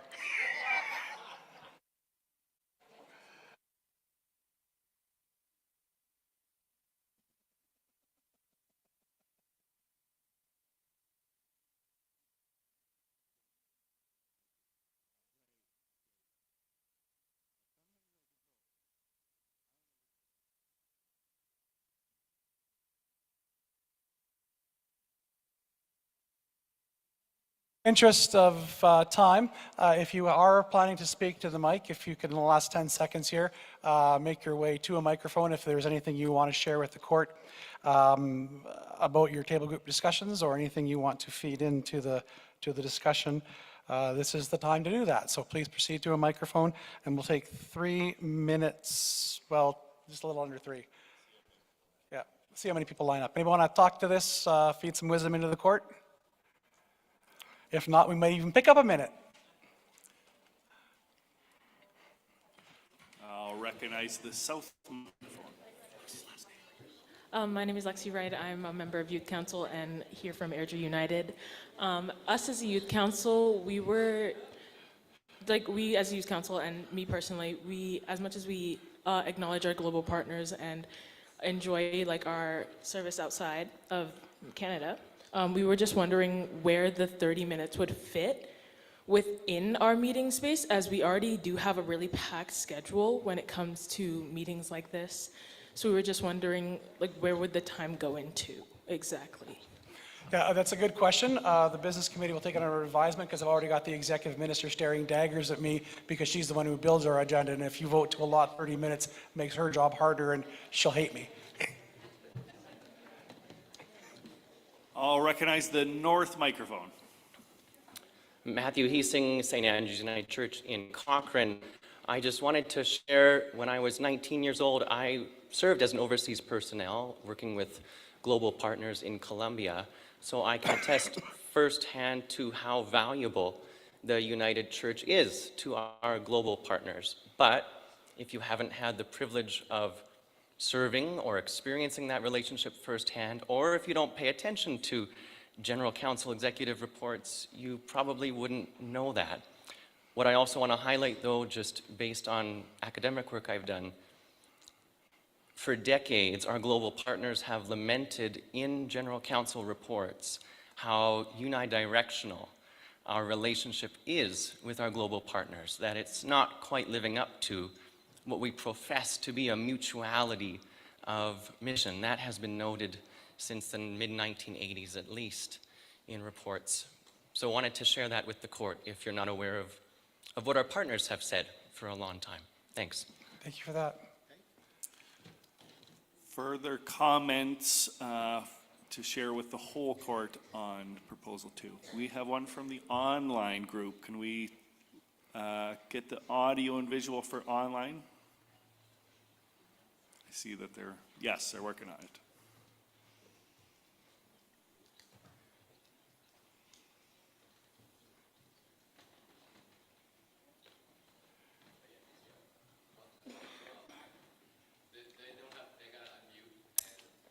Person online, could you please unmute yourself so we could hear you? Yeah, hello, this is Ina from Simons Valley United Church in Calgary. I made a comment in my group that I think this policy should be implemented in our communities of faith as well, as it seems like we are a little bit disconnected of what is going on globally, where the United Church is invested and engaged. And I was thinking about maybe 15 minutes once a month in the service. So I don't know if we want to put this in the proposal as well, or if this is just a thought that people might want to think about in their communities. Yeah, it is a way to make it better, and we'll take that under advisement. Thank you so much, Ina. Thank you. I'm conscious of time. So, anyone else? Okay, thank you, Dave, for facilitating the business portion. So before we end, if you could make, if you could get your recorded sheets over to the business table, not right now, but after the next session, just bring them to us. Email me directly if you want to. Just a quick note on nominations. We have had a nomination that will be confirmed tomorrow for someone under 30 to join the Regional Council Executive. Lexi Wright has been nominated and will be confirmed tomorrow in the decision-making session. So thank you, Lexi, for considering that and offering your services to our executive. We very deeply appreciate your willingness to help. Also, on the same vein around Youth Council, we want to recognize that Micah Vogstad has been offering their leadership on the Youth Council and has offered significant gifts and great blessing to that work. Micah is moving off Youth Council this meeting, and we want to honor them as they take the leave of their time on Youth Council. We also want to extend our gratitude for Rhonda Gower, who is offering leadership to Youth Council while Chris is away on parental leave, and to let the court know that there are going to be 2 spaces available on the Youth Council. So if there are youth in your congregations who would, you think, be able to on Youth Council and offer some gifts to that work, talk to First Third Folk. Also, during yesterday's conversation about the agenda and report book, I was remiss in not offering deep and profound gratitude to Jess Beckerly and all of our staff who put that project together. It's like pulling hair because some people send stuff in late, and some people don't send stuff incomplete, and the office goes full out to give you the information you need. So great gratitude for Jess and the staff. Great thanks for those Youth Council members who are retiring, and great thanks to those who are filling in while others are attending to babies.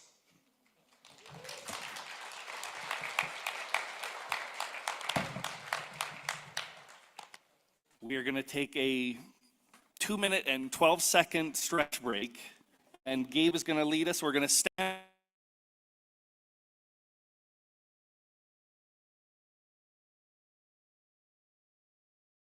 Play something that's get our bodies moving, won't you, So Gabe? are we doing something to sing along or just to dance? To dance. All right, just to dance to. That's it. That's the one.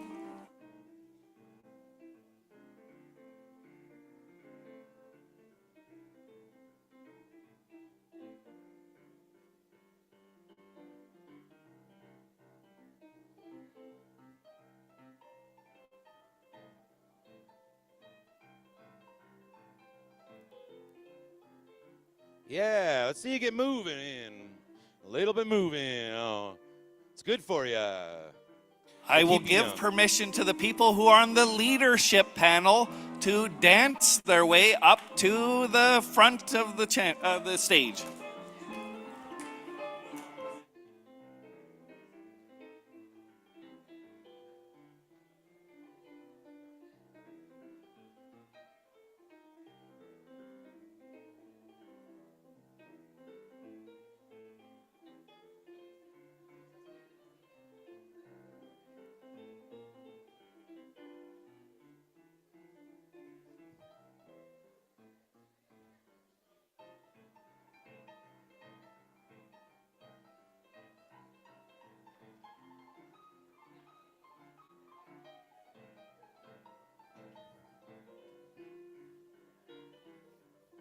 It's also transition music. This is nice. Oh, yeah.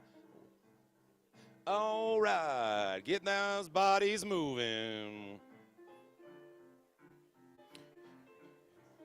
Southminster United style.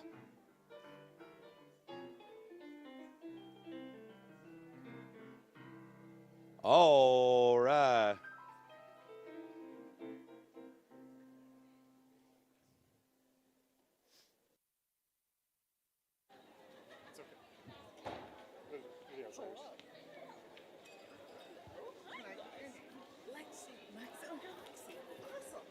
You share with whoever this is. Okay, Lexi and Tony.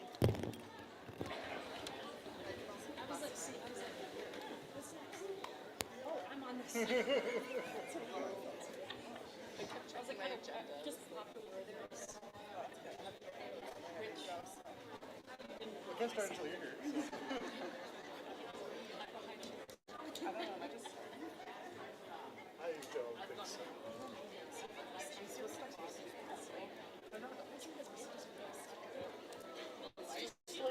don't think so.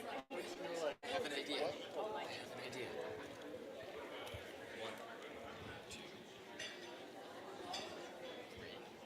Oh, we share. Oh, that's easy. Oh, yes, that makes sense. Oh, that makes sense. So they're in order for them. Yeah, so let's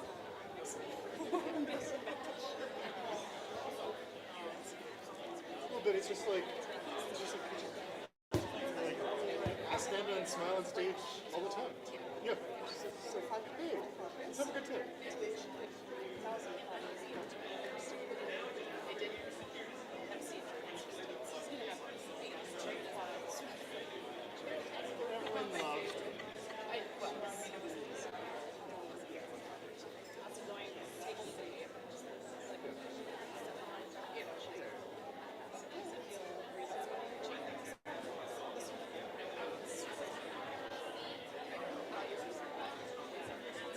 Well, I mean, it's like, okay, you're preaching on Hebrews.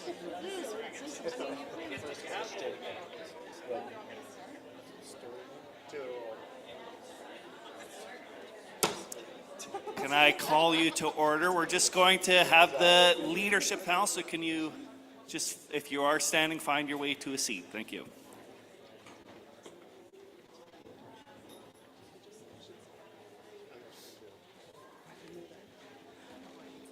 Well, hello, hello. We are gathering today, and I am so excited to be the host of this wonderful panel up here. My name is Hilary Van Spronson. I am a minister at Simons Valley United Church in Calgary, Alberta, Northwest Calgary. And here with me, I've got Jennifer Jansen-Ball from the General Counsel Office, responsible for theology and ministry leadership. I have Mitchell Anderson, who we know and have heard from, minister at St. Paul's. I have Pam Rocker, founder and director of Affirming Connections.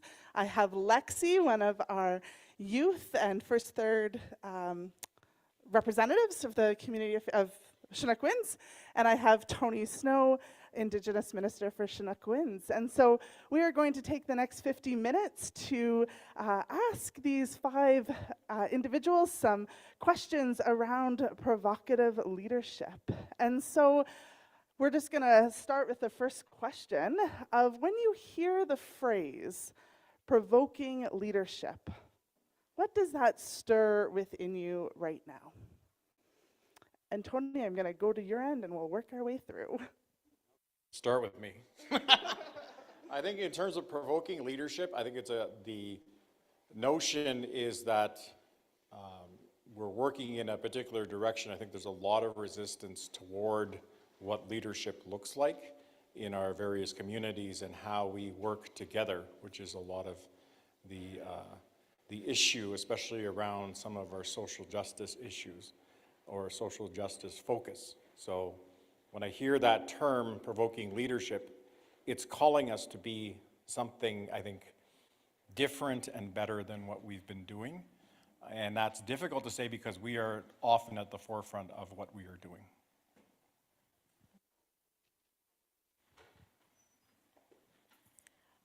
When I think of provoking leadership, I sometimes think of what does provoking mean again?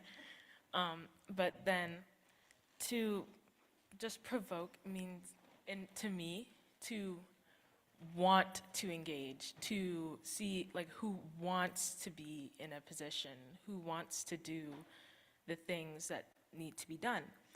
And I think for what it stirs in me, it just brings upon like, how can I do more for my community? How can I do more for my church? And how can I provide more in general? And I think, yeah. Thanks, that's great. I think provoking leadership makes me think about all of the hate comments we get on our social media. and the things I really want to say back versus what I actually say. No, I think it's a challenge, I think, and all of us are leaders in some way, right? To be willing to be unpopular or not liked by anybody, or no, not liked by anybody, but not liked by everybody. And I always think about the quote that says, you know, if some people are comfortable all of the time, then some people are uncomfortable all of the time.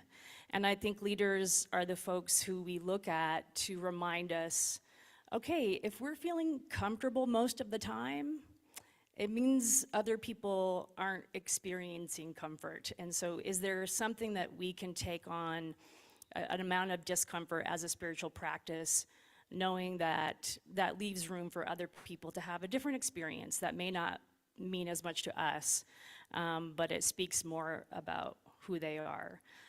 So to me, it means not everyone's gonna like you, and that's okay. The word in the letter to the Hebrews that we translated in this version as provoking, in some other translations are words like spark. There's an element, there's some fire imagery to it, and it reminds me that leadership in the church is a charism of the Holy Spirit, and that leadership is a spiritual gift. And at the same time, so provoking leadership, the provoking is engaging in the work of the Spirit in our lives, and the leadership is a gift of the Spirit. And so the Spirit who disrupts and transforms and ignites and sparks and provokes is at work. And so provoking leadership to me is about entering in and participating in what the Spirit is already doing and longs to do in us, which is to stir us up, to shake us up, like the blessing we heard, to shake our lives like thunder and drive us out into God's world to fill it with her justice. And so I think that is what provoking leadership is about. It's about entering into the provocative and disruptive work of the Spirit. For me, it has two meanings, which I think is actually going to pick up on what Pam was saying.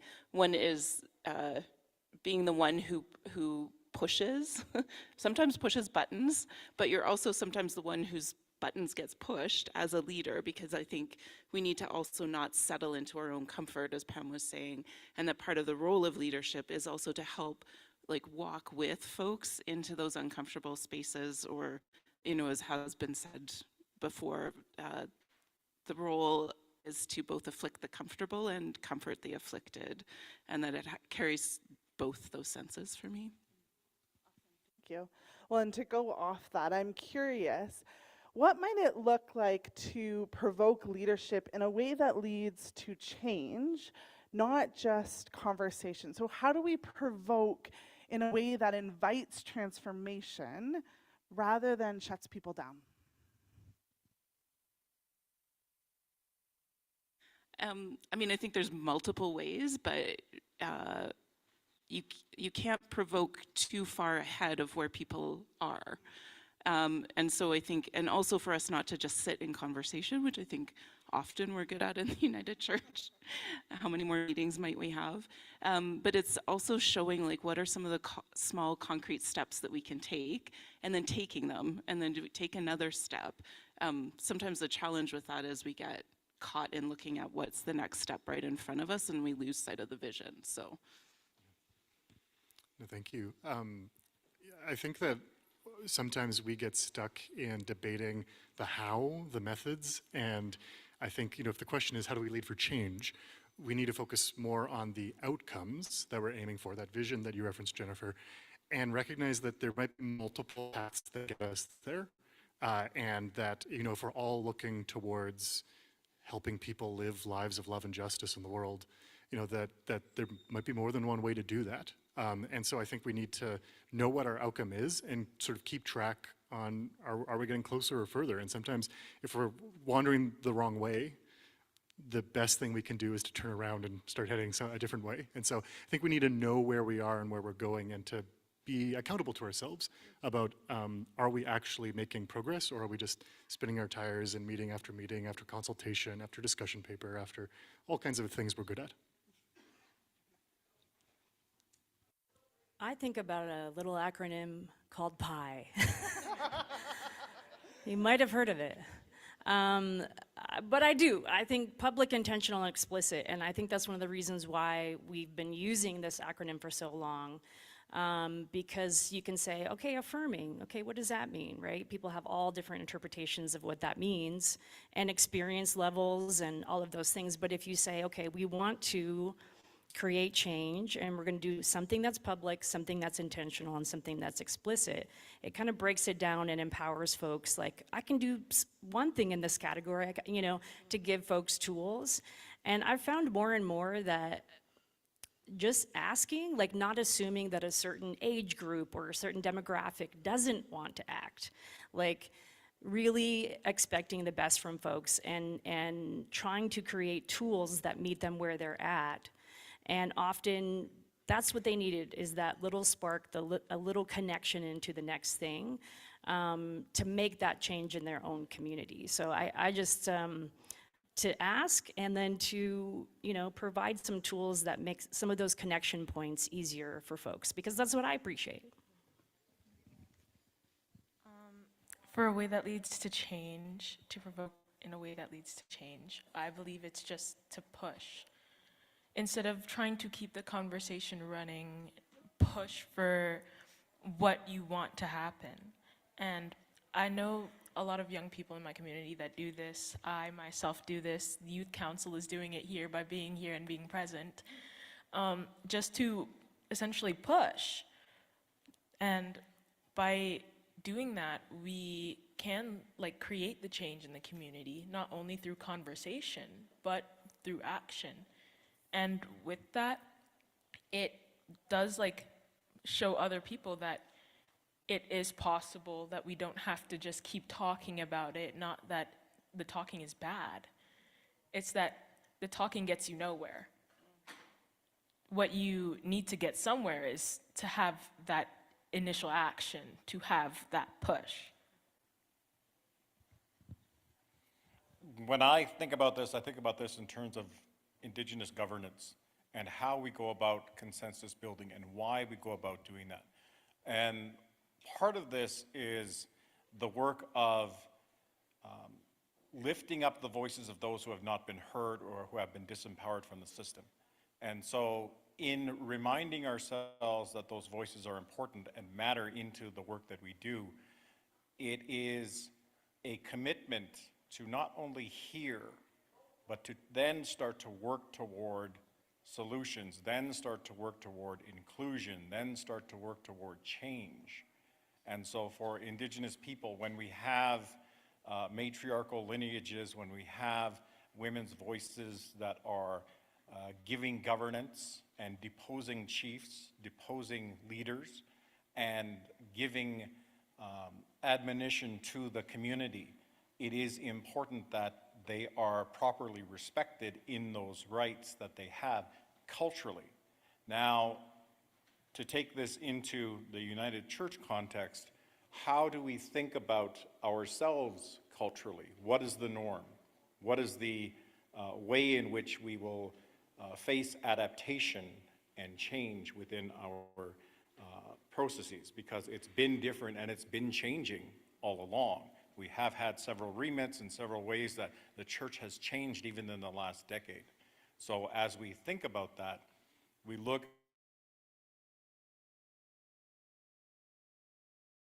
how does this insertion of change and the necessity of change help to influence us to become who we need to be in that next generation, in that next iteration, in that next 100 years? Lexi, you talk about pushing others. I'm curious, for the five of you, where do you feel stretched or challenged or pushed in your own leadership under each of your contexts? Great question. I think I feel really stretched. And one of it is when I was a young leader, opportunity felt scarce. And so I was saying yes to everything. And as a church, I think it's the same, that every new idea we've been tempted to say yes to and to move on.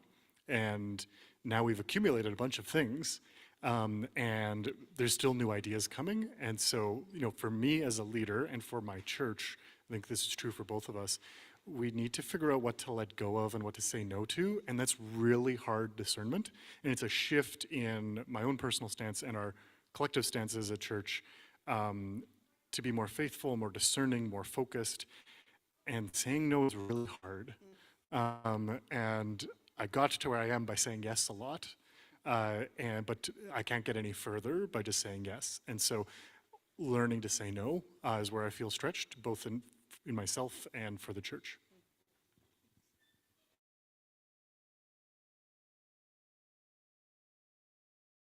Actually is I feel stretched to try to maintain a spirit of groundedness and nonviolence in like a climate where violent words and attitudes and laws are just like rampant. And when you work with folks who are on the margins, and you are an Enneagram 8, and you want to save everybody, and you see real people you love, people you don't even know, but when you see folks suffering, it's sometimes really difficult to maintain grace, to maintain love for every person, to maintain humanity for everyone. And we've been running a lot of nonviolence programming for the past couple of years, because I'm like, if we are encouraging folks to go out to protests, I want us to be able to have those tools and feel empowered to be in those spaces where it is really challenging sometimes.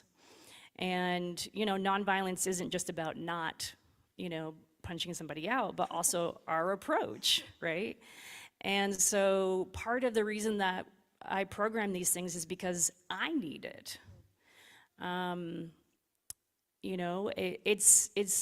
It's easy to adopt the same sort of energy that's coming at you. And so I think to be still with yourself, and sometimes I have to be like, no, I'm just gonna let that go. And really save your energy for the people and the things that matter. And it doesn't mean it doesn't hurt, it doesn't mean it's not hard, but I'm trying to focus and on also like, what actually can we do in this moment in time? And I feel stretched in that.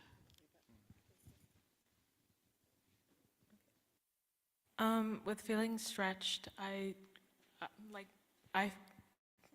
essentially combine that with feeling overwhelmed and feeling like you've taken on too much in a sense, because I can say that as a high school student, I am still in school and I'm doing all of these things, and I will feel overwhelmed and I will feel stressed. And with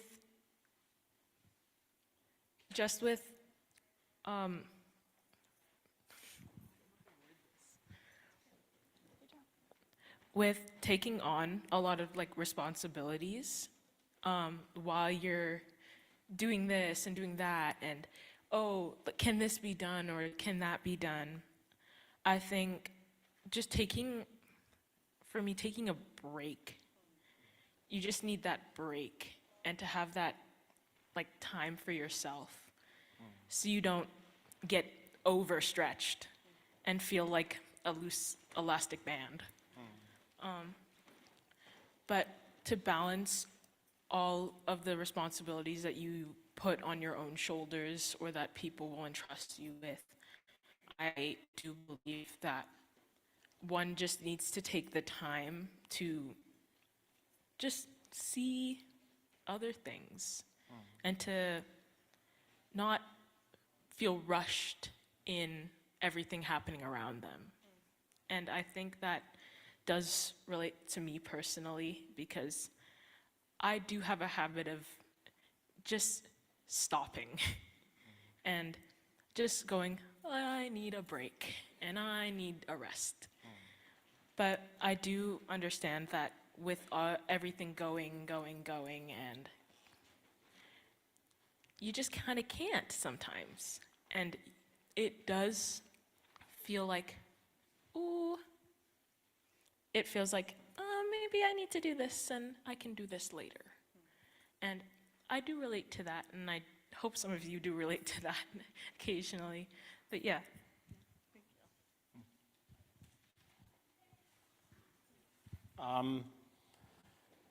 I think when I think about this question of being stretched, it is this idea of many things going on at once. And with the work of Indigenous ministry, there are so many issues that arise and have arisen over time. The 215, the other systems that have come into play with problems that have occurred in Indigenous communities, so missing and murdered women, the foster care system.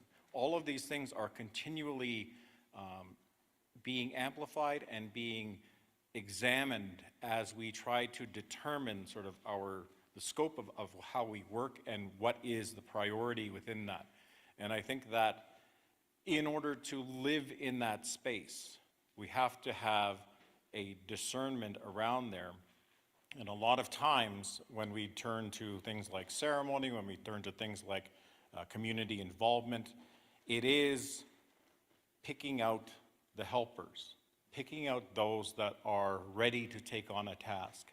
For me, in ministry, when I work with the various churches, I talk to them about one church could be the Treaty 7 church. One church could be the Missing and Murdered Women church. One church could be the 60s Scoop church, taking on these issues and helping. So in this work, what I try to do is to measure that out to the various communities where their interests lie for now. I always remember having a blanket exercise at the Woodcliff United Church in Calgary and talking to them afterwards. And they were set to have a 5-year period where they were going to deal with reconciliation issues and Indigenous justice. And that would be their priority for that 5 years, and then move on to something else after that, so that we are strategically pooling our resources and intention around some of these issues so that we are not burnt out. The other way that I've been looking at this is working in between various churches within the networks, also outside of that with the different denominations, to then pool more ability of volunteers and others who have similar interests, they may not be religious at all, and to come and to be part of the work that we are doing, so being open and invitational, and trying to create those opportunities for others so that we are not doing the heavy lift alone. And that's the kind of the talk that I have with many churches, that it's much better to work collectively and toward a common goal, especially in a community setting where we're building up our presence and our effort by not trying to take it on all ourselves. For me, a couple of things I think that will resonate with what others have said. One is to constantly remind myself that in my role, like I'm serving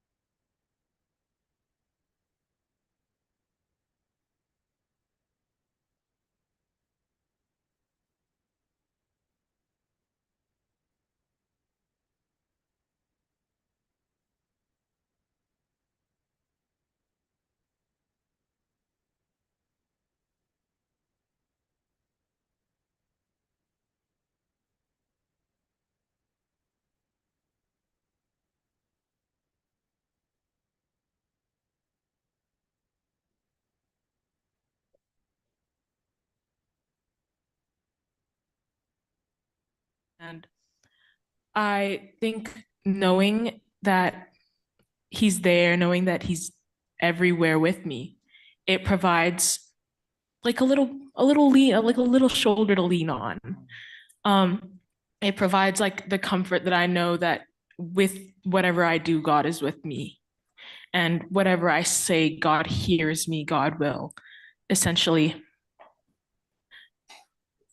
he will provide like what I need in that circumstance, what I need, and just, you know, give a little hand.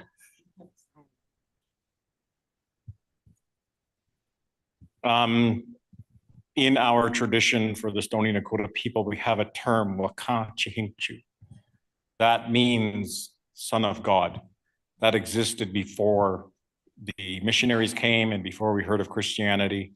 The idea that God had a son, God had an emissary to the world, one that would travel out and give advice and understanding, give teachings and perspective, do miracles, and have a connection to God.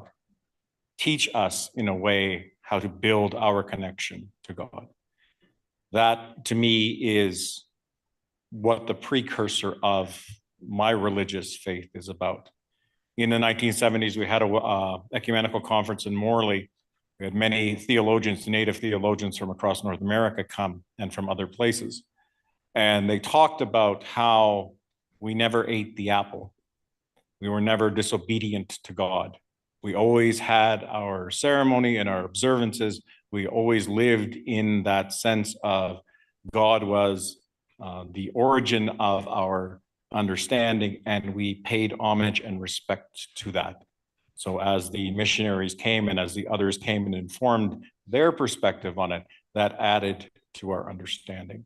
And so when I approach scripture, when I approach the text, when I approach understandings, it is through this lens that there's not one interpretation. There is not one golden rule. Everyone has an interpretation of that golden rule. The principle may be the same.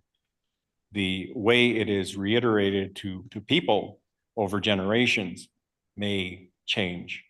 And the way that we read that should, if it's true to us, ring in our hearts and in our understanding.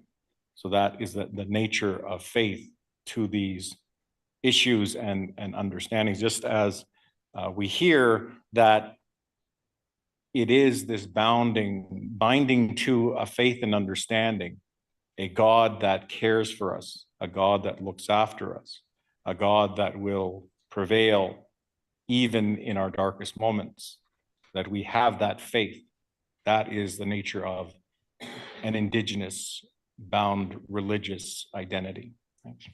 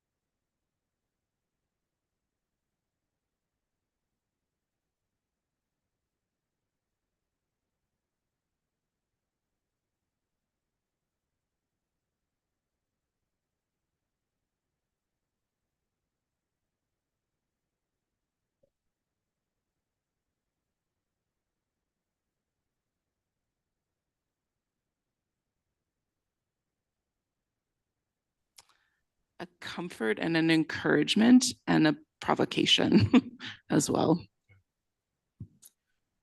In my office, there's an image of Saint Athanasius and a quote of his that was something like, Jesus became what we are that we might become what he is. And this sense of that in and through the incarnation and in and through his teaching and ministry, that Jesus does something for us and enables us to be transformed by the Spirit to become like him.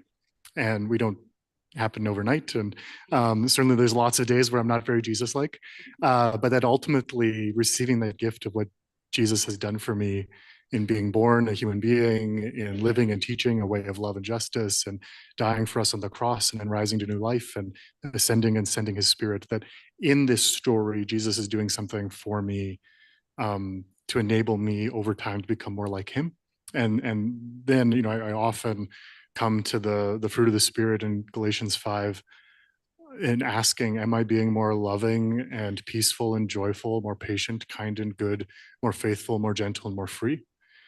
And if I'm 5 years from now, I'm a little bit more of that, a little bit more like Jesus through the Spirit bearing fruit in me, then I think that'll be good for my leadership. But more importantly, I'm forgetting who I'm quoting here, but that the best gift we can give is the transformed version of ourselves. And I think as a leader, you know, all leadership begins with self-leadership. And so that in my own prayer life, my own spiritual formation, am I allowing the Spirit to form me to be more like Jesus? And that's the most important question I can ask as a leader.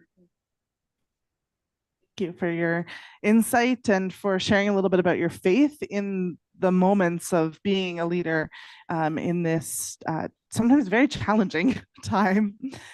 I'm curious, as we sort of think of our leadership and we think of the church in the midst of all that is, what is something that gives you hope? What is something that you see signs of movement that we should really pay attention to? And so I'll start with you, Tony. I think that there's been a great number of shifts of the church. So the story of my father, who was a United Church minister and a chief of our nation, was that he would come to Calgary Presbytery meetings and leave crying.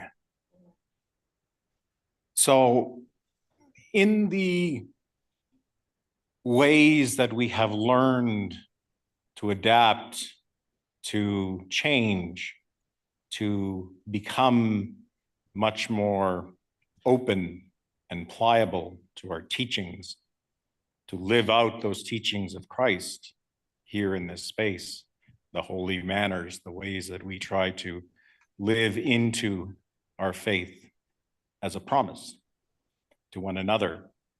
That to me is the openness of change. But as we move into the broader world, our neighbors who are Indigenous, the First Nations that we live near, the First Nations who have had to deal with some of the repercussions of our actions, the repercussions of the taking up of land, the restriction on their faith and on their language, on their culture, and the shift happening today of trying to enable a system that had all but become extinct. And so giving back that to people for their own dignity, for their own identity, this is an important part that gives me hope that we don't have to live in that space of hatred and intolerance, but we can come out of that into the light.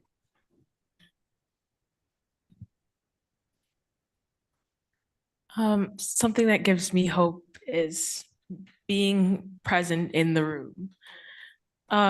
These are important, and we are all here. We, as youth council, are present and able to give our input and show that we want to know what's happening, and that we want to be a part of the church, be a part of what's going on. And that does bring about the movement of it all, because we are, as a church, like we're trying to shift our focus essentially to continuing to be the church, to want to still be around, to be important in others' lives. And I do think as a youth that youth are the future. To share with the church, like to share the message of the church, to continue to essentially show like our own faith and our own like interpretations of what the church has given us, that it is important, and that by like being present, we are able to provide our like ourselves essentially.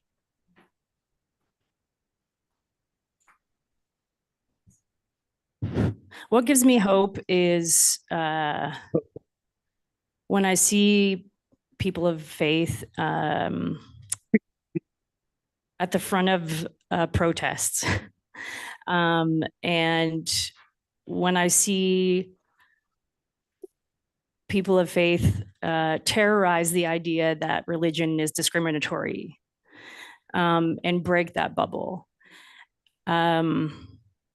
What gives me hope are trans youth who, in a time when there's state sanctioned laws against them being who they are being who they are.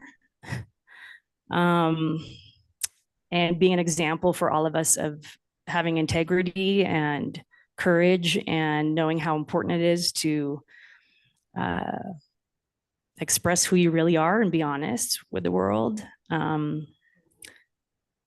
Not everyone can do that or is safe enough to, but a lot of trans youth and adults absorb a lot and yet are still authentic and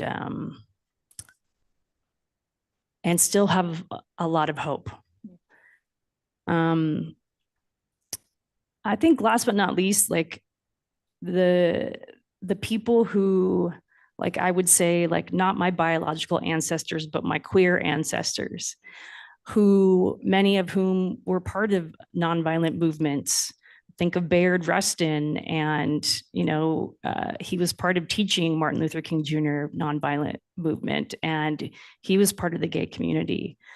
I think about all the people who have come before me that were in really, really heavy times, and they imagined a future that didn't exist yet in order to live towards that and work towards that. And so when I can't just live in the present because the present doesn't give me a lot of hope, I remember that like the kingdom isn't just about right now. It's about living towards a world that we want. And so there are so many folks, including so many of you folks in the room, who put yourself in harm's way so that other folks don't have to. And you're part of making a future that we really need. Yeah, that gives me hope. I alluded to this in yesterday's presentation that I gave, but I'm just continually in awe of Gen Z and of what God is doing and of how young leaders, I think of the young leaders on my staff, Megan and Gracelyn, who are in Gen Z, and Kyle, who was our previous youth minister, and just the ways that they challenge me and push me. And I don't think I'm that old yet, but and yet there's something beautiful happening in the generation of leaders coming after me. And on the board of my church, we have two leaders in their 20s, and who are both amazing. But I just want to celebrate Megan, who's the secretary of the board of St. Paul's. And so much of everything that I talk about is rooted in just this deeply prayerful and spirit-filled nudging and patient questioning and leadership that she's provided in a number of forms that has always helped me reshape how I'm thinking. And I just am so excited to go to church board meetings because I get to hear wisdom from leaders like Megan and the rest of the board. But I just am really excited every time Megan has something to share because it's really reshaped how our church leads. And so part of what gives me hope is that the generation of leaders in the church coming after mine are just credible. And you know, it's the prophecy of the prophet Joel that Peter quoted at Pentecost about the Spirit coming falling on all generations, and that God is doing something amazing in Generation Z, and I'm just so grateful I get to be part of it. There's actually quite a few things that give me hope. One, this may sound trite, but honestly, the conversations today and yesterday totally give me hope, because I hear people in this room talk about the importance of their faith in not only their church, but in their community, and engaging really deeply with the question of, so what does it mean to be a person of faith in the United Church in my particular context? And naming like the positive things, you know, that you were asking us to think about this morning, is a huge sign of hope. In my role, and others have referenced this, but the work that we're doing on Tour 2035, that we're now at the stages of starting to make some concrete plans, coming out of a sense that like the United Church is not yet done, and the world needs the United Church, and God is not yet done with the United Church, and that is giving us new hope and new life to then articulate what it means to be this kind of Christian in the world that we're living in. And that's really important, to be pushing back against what the kind of mainstream narrative of what it means to be Christian is in so many ways. So that's all giving me hope. Well, thank you so much to the five of you for sharing your leadership within the United Church of Canada, for being here today, and for sharing your wisdom with the group here. So give it up to the five of them.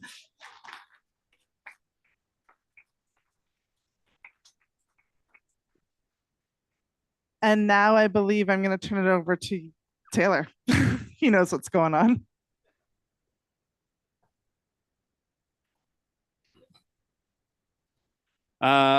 Well, Gen Z, here's something you might not know about. We're taking it back to the 90s. We're going to have another dance party. Everyone's going to stand up and not stray too far from the proximity of your table.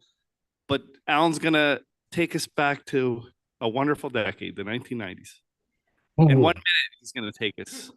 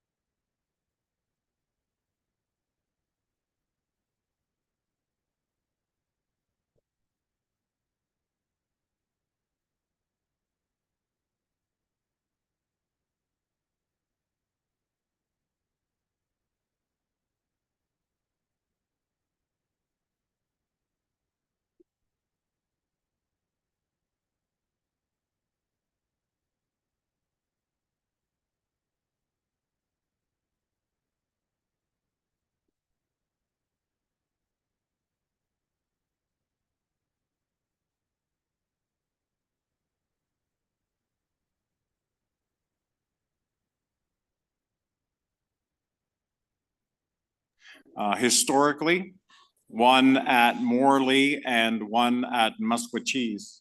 And those churches are largely defunct. So we work in a transitional space with a lot of the community members to do outreach and maintain connection, work with various groups and agencies to help to deliver a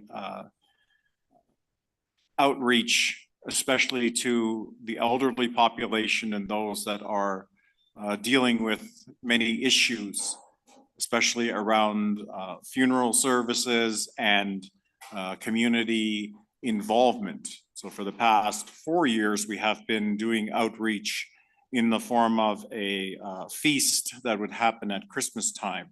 So I wanted to do a 4-year involvement of the feast to do the outreach and bring people together.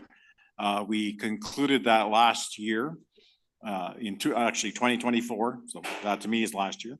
And the work that we continue to do with the community is in trying to delve into community needs, community responses, and the work of the church as we try to rehabilitate and repair the relationship with the Stoney community and with the community in Musquecheese. Those are the two historic communities where the United Church has had a footprint, and buildings, and a ministry over time that has been part of the residential school system and been part of the long-term legacy of the United Church in these areas. So a lot of people from those communities still identify themselves as former United Church people or people from the United Church and want to have their kids baptized in the faith.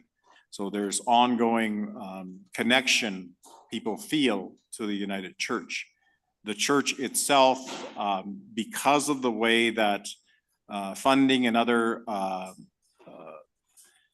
efforts have taken place, we haven't had good investment in the communities, whether that's in long-term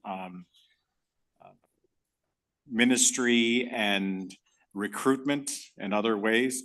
So from this community, we have had from our own volition. So my brother John was the first to go through the ministry process and be ordained in 2020. And I was ordained in 2022.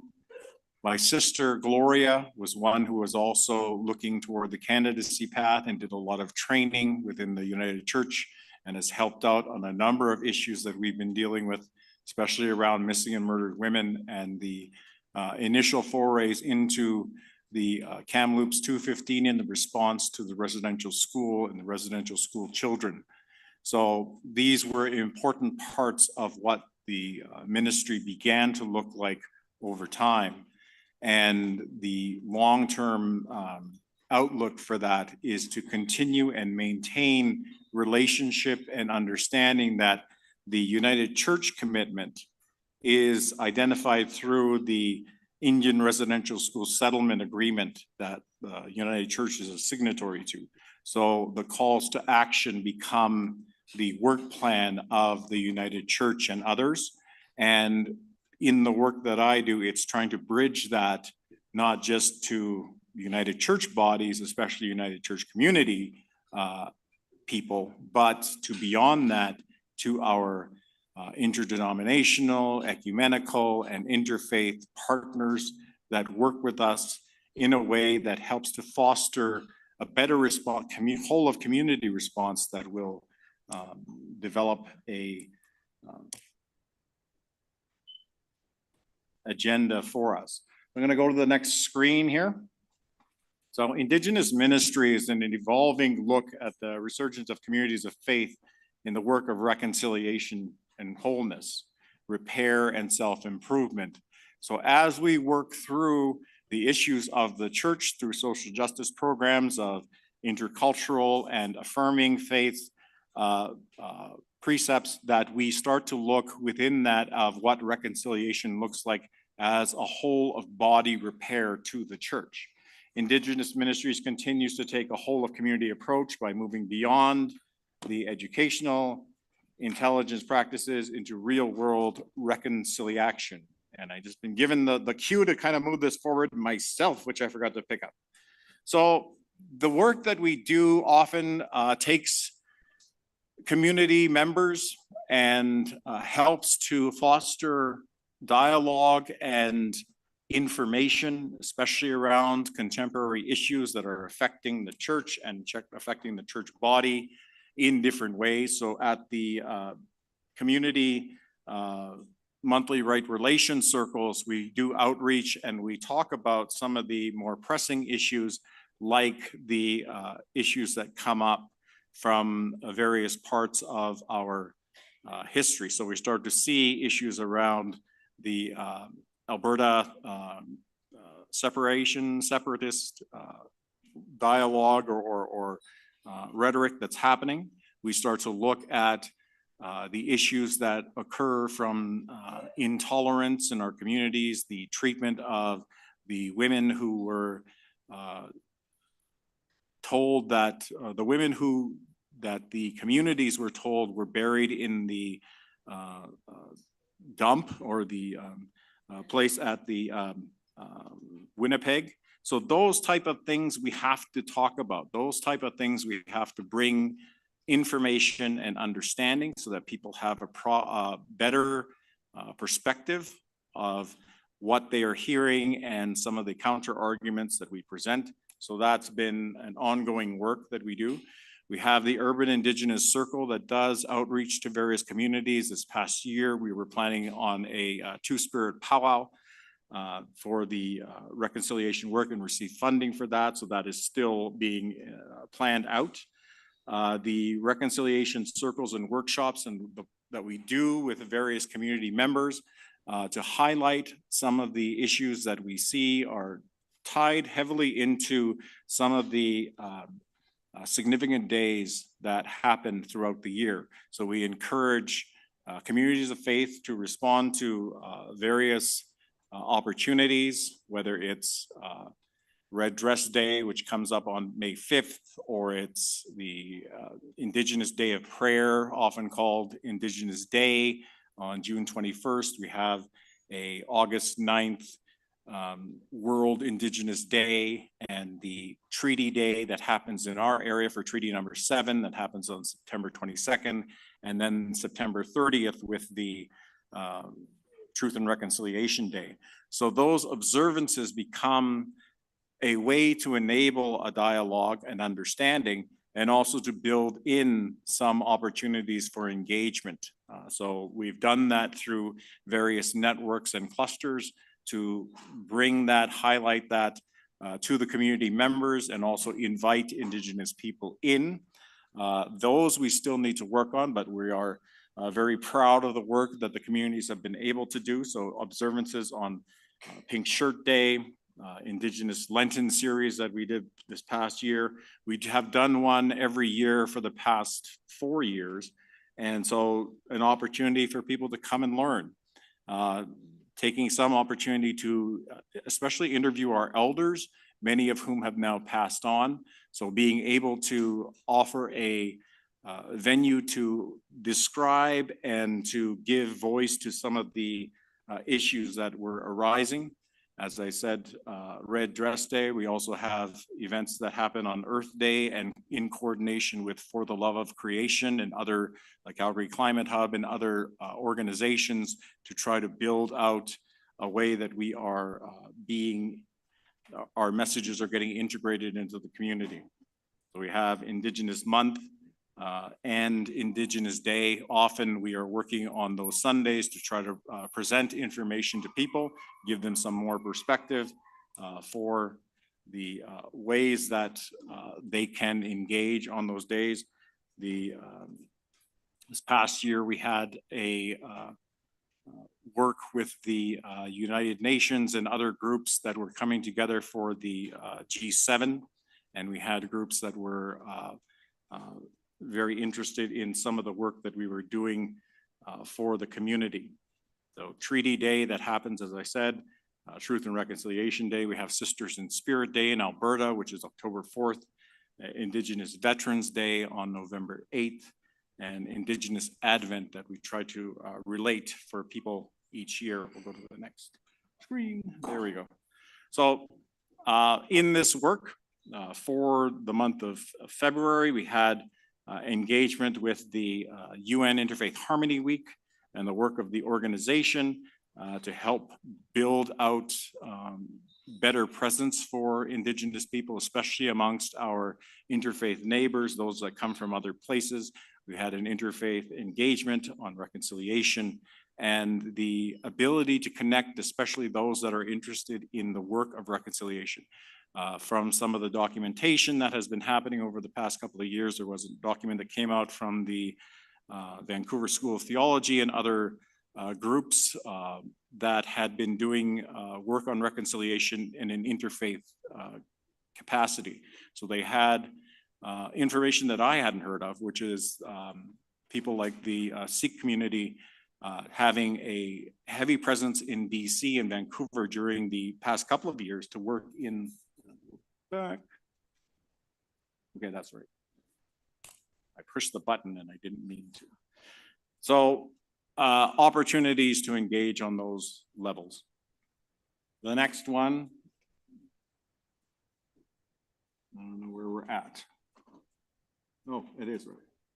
So in March, we had opportunity to work with Hillhurst United Church and build out a broader network of people to then invite others to come and build their own opportunities, events, and especially from the Indigenous community to talk about some of these issues. And so we had from the Friendship Center, from the Native organizations in the city, and others that came and sat on a committee with us and helped to devise our programming and worked for that weekend. We had Marie Wilson, who was launching her book at that time, and as one of the TRC commissioners, and taking the opportunity to say, yes, I'll come and I'm willing to put time and investment in any of these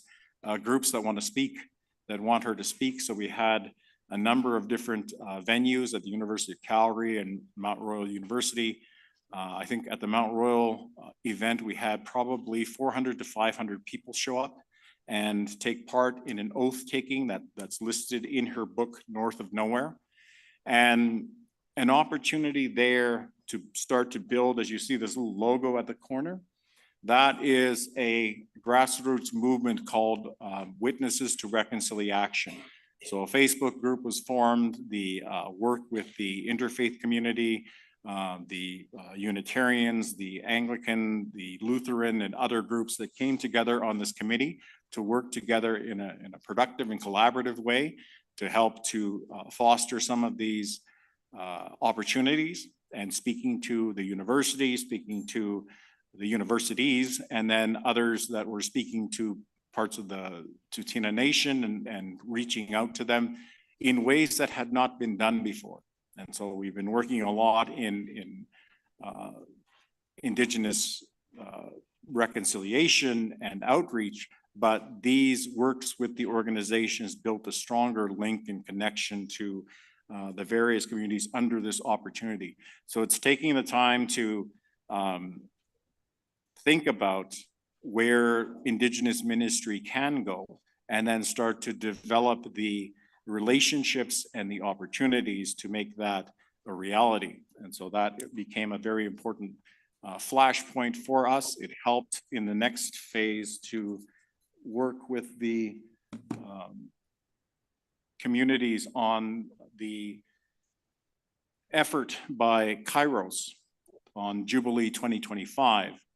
And so having a heavy presence there of all of the networks of people and those working on especially these issues to work with this UN group and also the group that formed Kairos.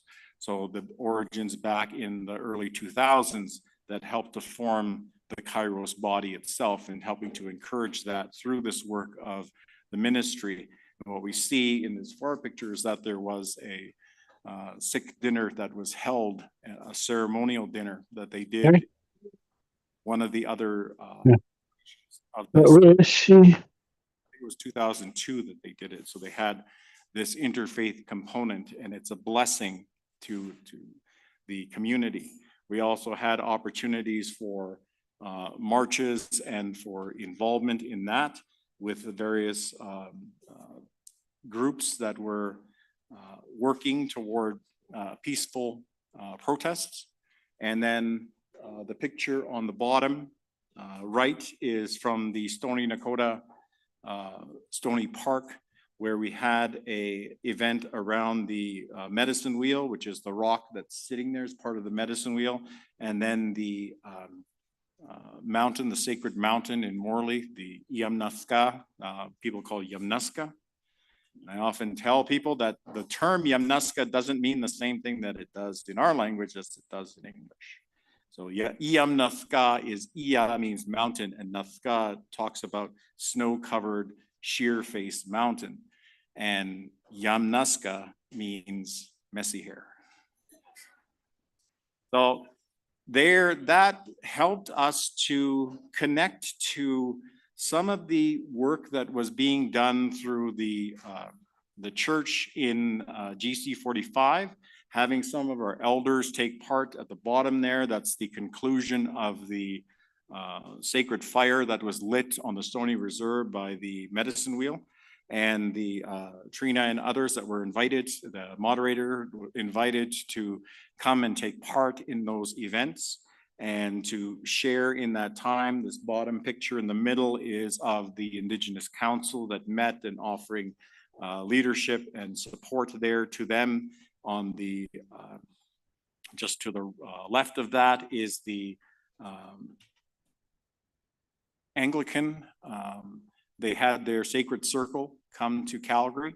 And so all their Indigenous ministers and all of our Indigenous ministers were able to have more dialogue and interaction at that time. They came out to Morley, they came out and shared in some of our time around the sacred fire. And the youth in that picture just above that came and took part in that time, in that event, just as the GC 45 was kicking off.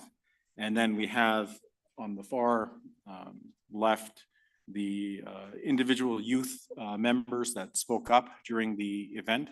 And I think that a lot of this type of empowerment, a lot of this type of concern about the church is reflected in the bodies that were coming and were helping that the church had done its work and was really ready to engage on some of these levels to be a positive force in our communities. The next screen that I'll go to is just the Indigenous Advent series that we do every year. Here, the Indigenous Advent series went to a number of different churches and will continue to do that. We'll continue to come out to various communities and take part. We've had good relationship with Knox United Church in Calgary that has helped and supported an Indigenous Christmas Eve service on Christmas Eve.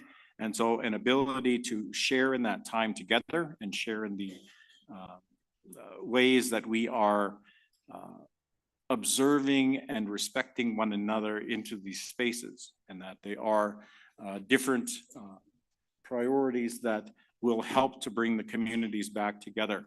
These cultural events are open to people if we are working in a collaborative way and understand. When we had the pipe ceremony here, the individual that had done the ceremony was inviting people out to their services or their ceremony time, and the opportunities there for us to further engage, I think, bring real relationship and real understanding, as long as we come in those with an air of respect and fostering a better relationship moving forward.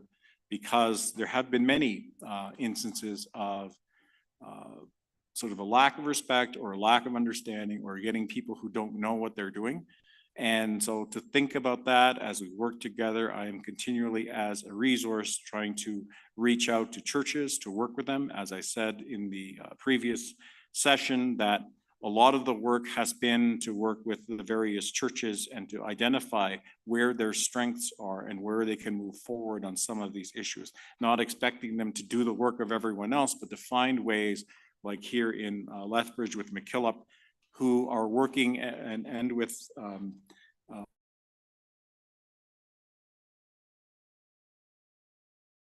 other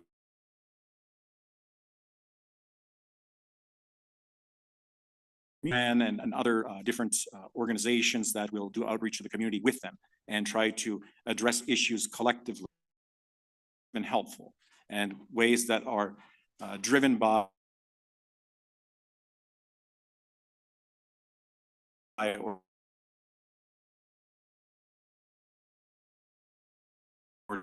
that we do. Often people want a silver bullet to say, and a lot of these efforts are about the relationship first model, where we do ceremony.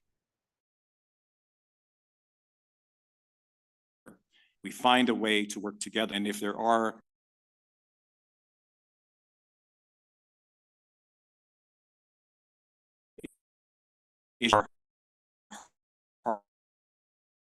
was a kerfuffle in the work that we were doing, and the person there who was running the circle said, we need to resolve that before we can do communion. We need to work through that before we go ahead and do these blessings, because we need to be in the right space to do that. And I think that that's a real sign of a Christian understanding. She came from that background. So trying to inform ourselves in a way that is, I think, hopeful, helpful, and wise for a lot of the people would help in making these not so monumental a challenge, but that we can be welcomed into the community in a way that says we are respected and we are respecting others. So I'm going to stop there, and if there are any questions, which I'm sure there are millions.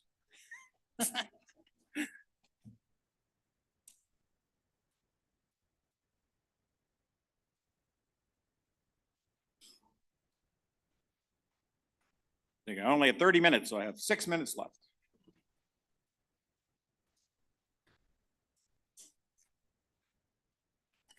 Uh-oh. Hi. Hey. Sherry Hanson with Hi. Gates Memorial United Church. Hey. I'm just wondering, knowing that there are other Indigenous communities and reserve communities within this region, what's happening in some of those, like here with the Blackfoot and up in Rocky Mountain House area, I think of the ones there. Yeah. Is there some work and outreach into those communities as well? And I would probably turn to some of the people who are here that from those communities that can explain a little bit. But ideally, what's going on is that the work of that ministry is being fostered by the deeper connections that are happening. So for United Church, when I talk to people, especially when they're not closely linked, like here in Lethbridge, to the Kainai First Nation, Kaina First Nation, the other groups that are in the area, because traditionally United Church has not had a deep connection or a ministry to that particular community, but they have observed the community having a relationship with the Catholic or the Anglican faith. And so what I've counseled those groups is to look to those groups and to start there as opposed to starting with the community, because we are all accountable to this. As we say, we're all treaty people, we're all accountable to the Indian Residential School Settlement Agreement and to the outcomes of the TRC. And so in order for us to do that in a meaningful way, it is to support the repair of that relationship, the transparency of that relationship with the community that did the impact, did the atrocity, did the effect that the community is living with, and to see if there is any movement on that. And I think that to me is the more professional way of going about it, rather than trying to step in there ourselves and say, we'll solve everything and you just become United Church people and that'll be great. To try to move toward the better understanding of not just the group that was affected or impacted, but the group that did the impacting that may not be dealing with a lot of the issues or that may not be transparent about that. There's quite a number of years that we've been trying to work with the other groups and to try to bring especially their Indigenous ministers under the same rubric so that we can have that discussion and try to move that ahead as a view from the church on how these things are playing out, how these things are actually working. And oftentimes that's been difficult, but we're not giving up on where we stand, because I think that while we are implicated, especially in areas like this or in Red Deer, as you say, that there's still work that can be done, and we can still live out our promise commitments to the TRC and calls to action, but not in the name or in the place of those that need to do their actual work. Thank you for that question.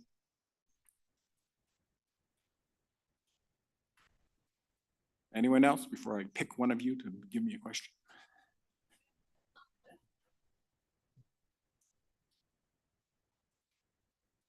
Yes. Thank you for asking a question. Hi, I'm Gary from Mount Royal University. Hello. Hello. Where are the places that churches can get more involved in partnering with you and the initiatives that you're doing? I'm on campus, so I'll also ask for what are ways that students can get involved?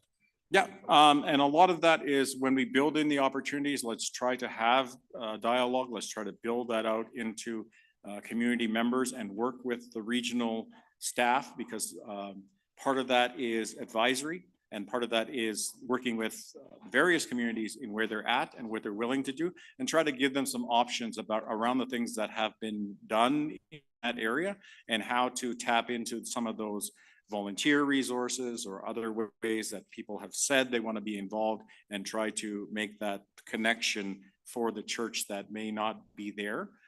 Because in Christianity, we have a lot of history, a long history of sort of working at cross purposes or working against one another or not working in coordination with one another.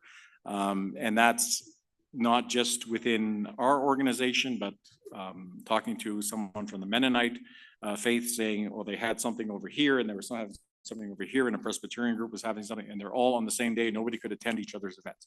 So if they are able to work together in coordination and kind of think about that, trying to optimize not just those particular dates, but what that looks like for an ongoing ministry that will help and be supportive. So by all means, anyone who wants to reach out, anyone that wants to have a conversation, anyone that is interested. If we don't have my services, we have others that are in ministry or going through ministry that are also available to have discussions, and the work that we do with the various community members enable them to also help and advise. And I think that's part of the next phase of this, is that it's not merely going to be one person who's directing from on high, but that we have a network of people that can really work together to kind of build out what a full ministry will look like for the region, for all the churches in the area, that things that they can be connected to and proud of in their work, so that it's not just one group taking advantage of their particular privilege or their funding or something that they're doing, but that this is something that, as many of these funding sources think about, they want them to be engaging, they want them to be broad and bringing in a lot of people. And that means anybody from our other organization, our other communities of faith, or even some of the work that could happen between these interfaith and ecumenical partners. I think that's time. You're cutting your throat for me, so. Thank you.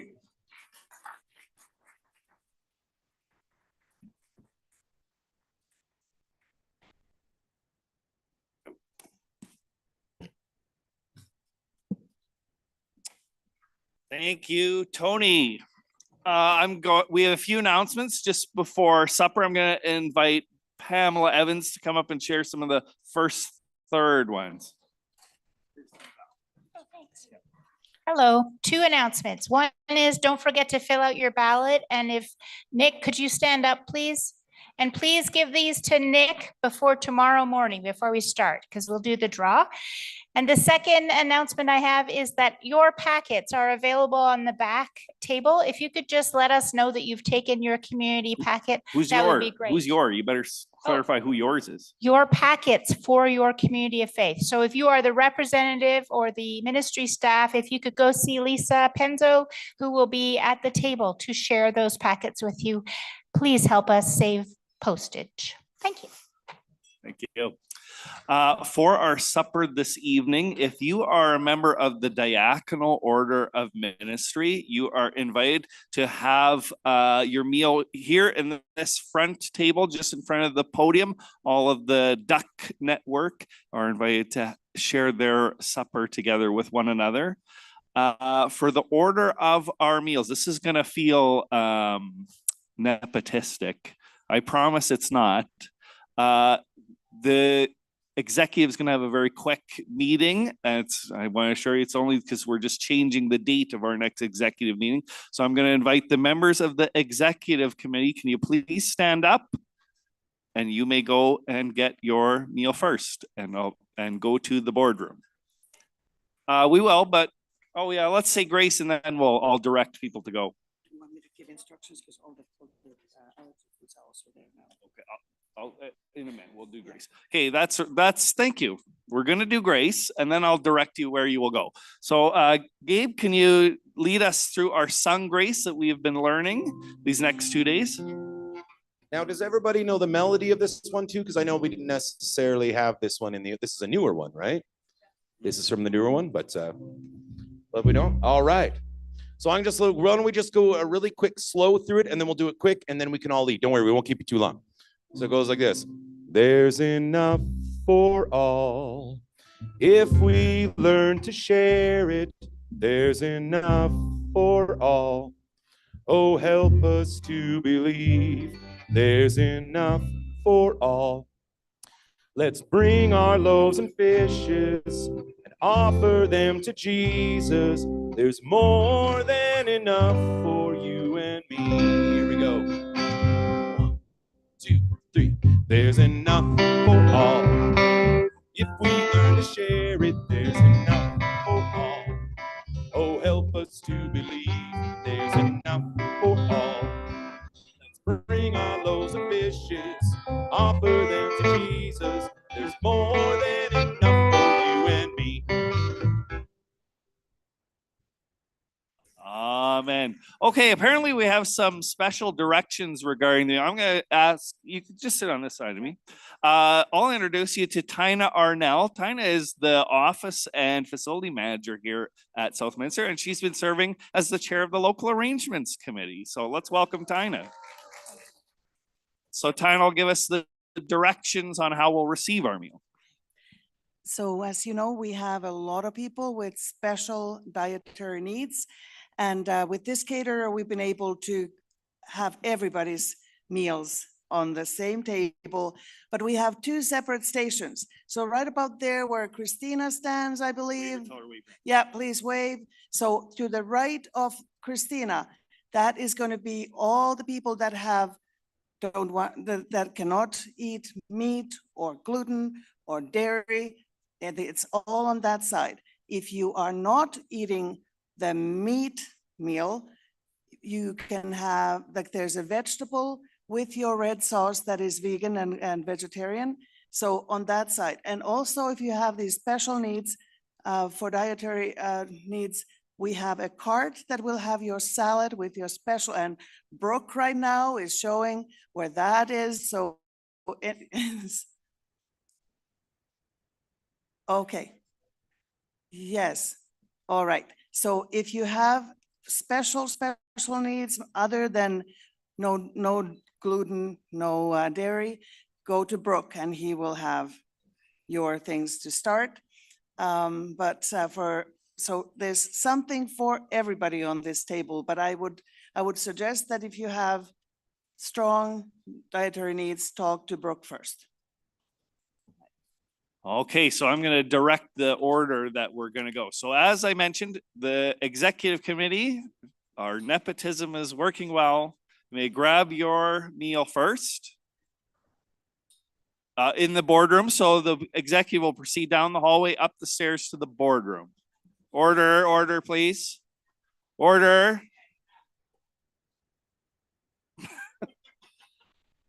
The next group that I will direct to grab their food is going to be the youth. They can grab their meal second.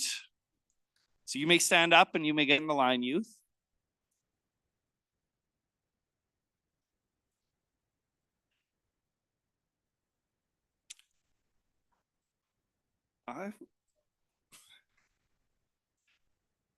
Then I'll invite the members of the diaconal order of ministry to please go third in the line, and you'll eat at this table here.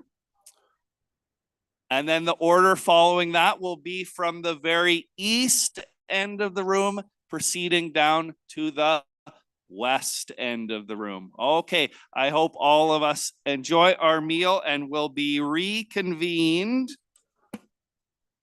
in this space at 7 o'clock. 7 o'clock in this space. Enjoy your meal, everyone. Oh, no, pardon me. That's a lie. I forgot a very important one. If you could just give me a moment.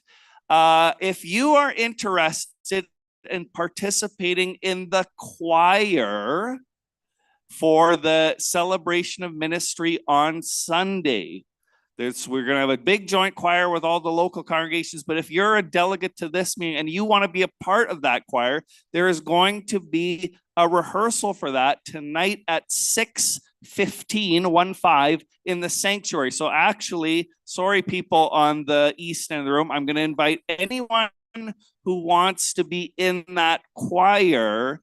They may go up to be the third person in the line and then proceeding from the east end of the room to the west end of the room. So just be gracious and allow all those first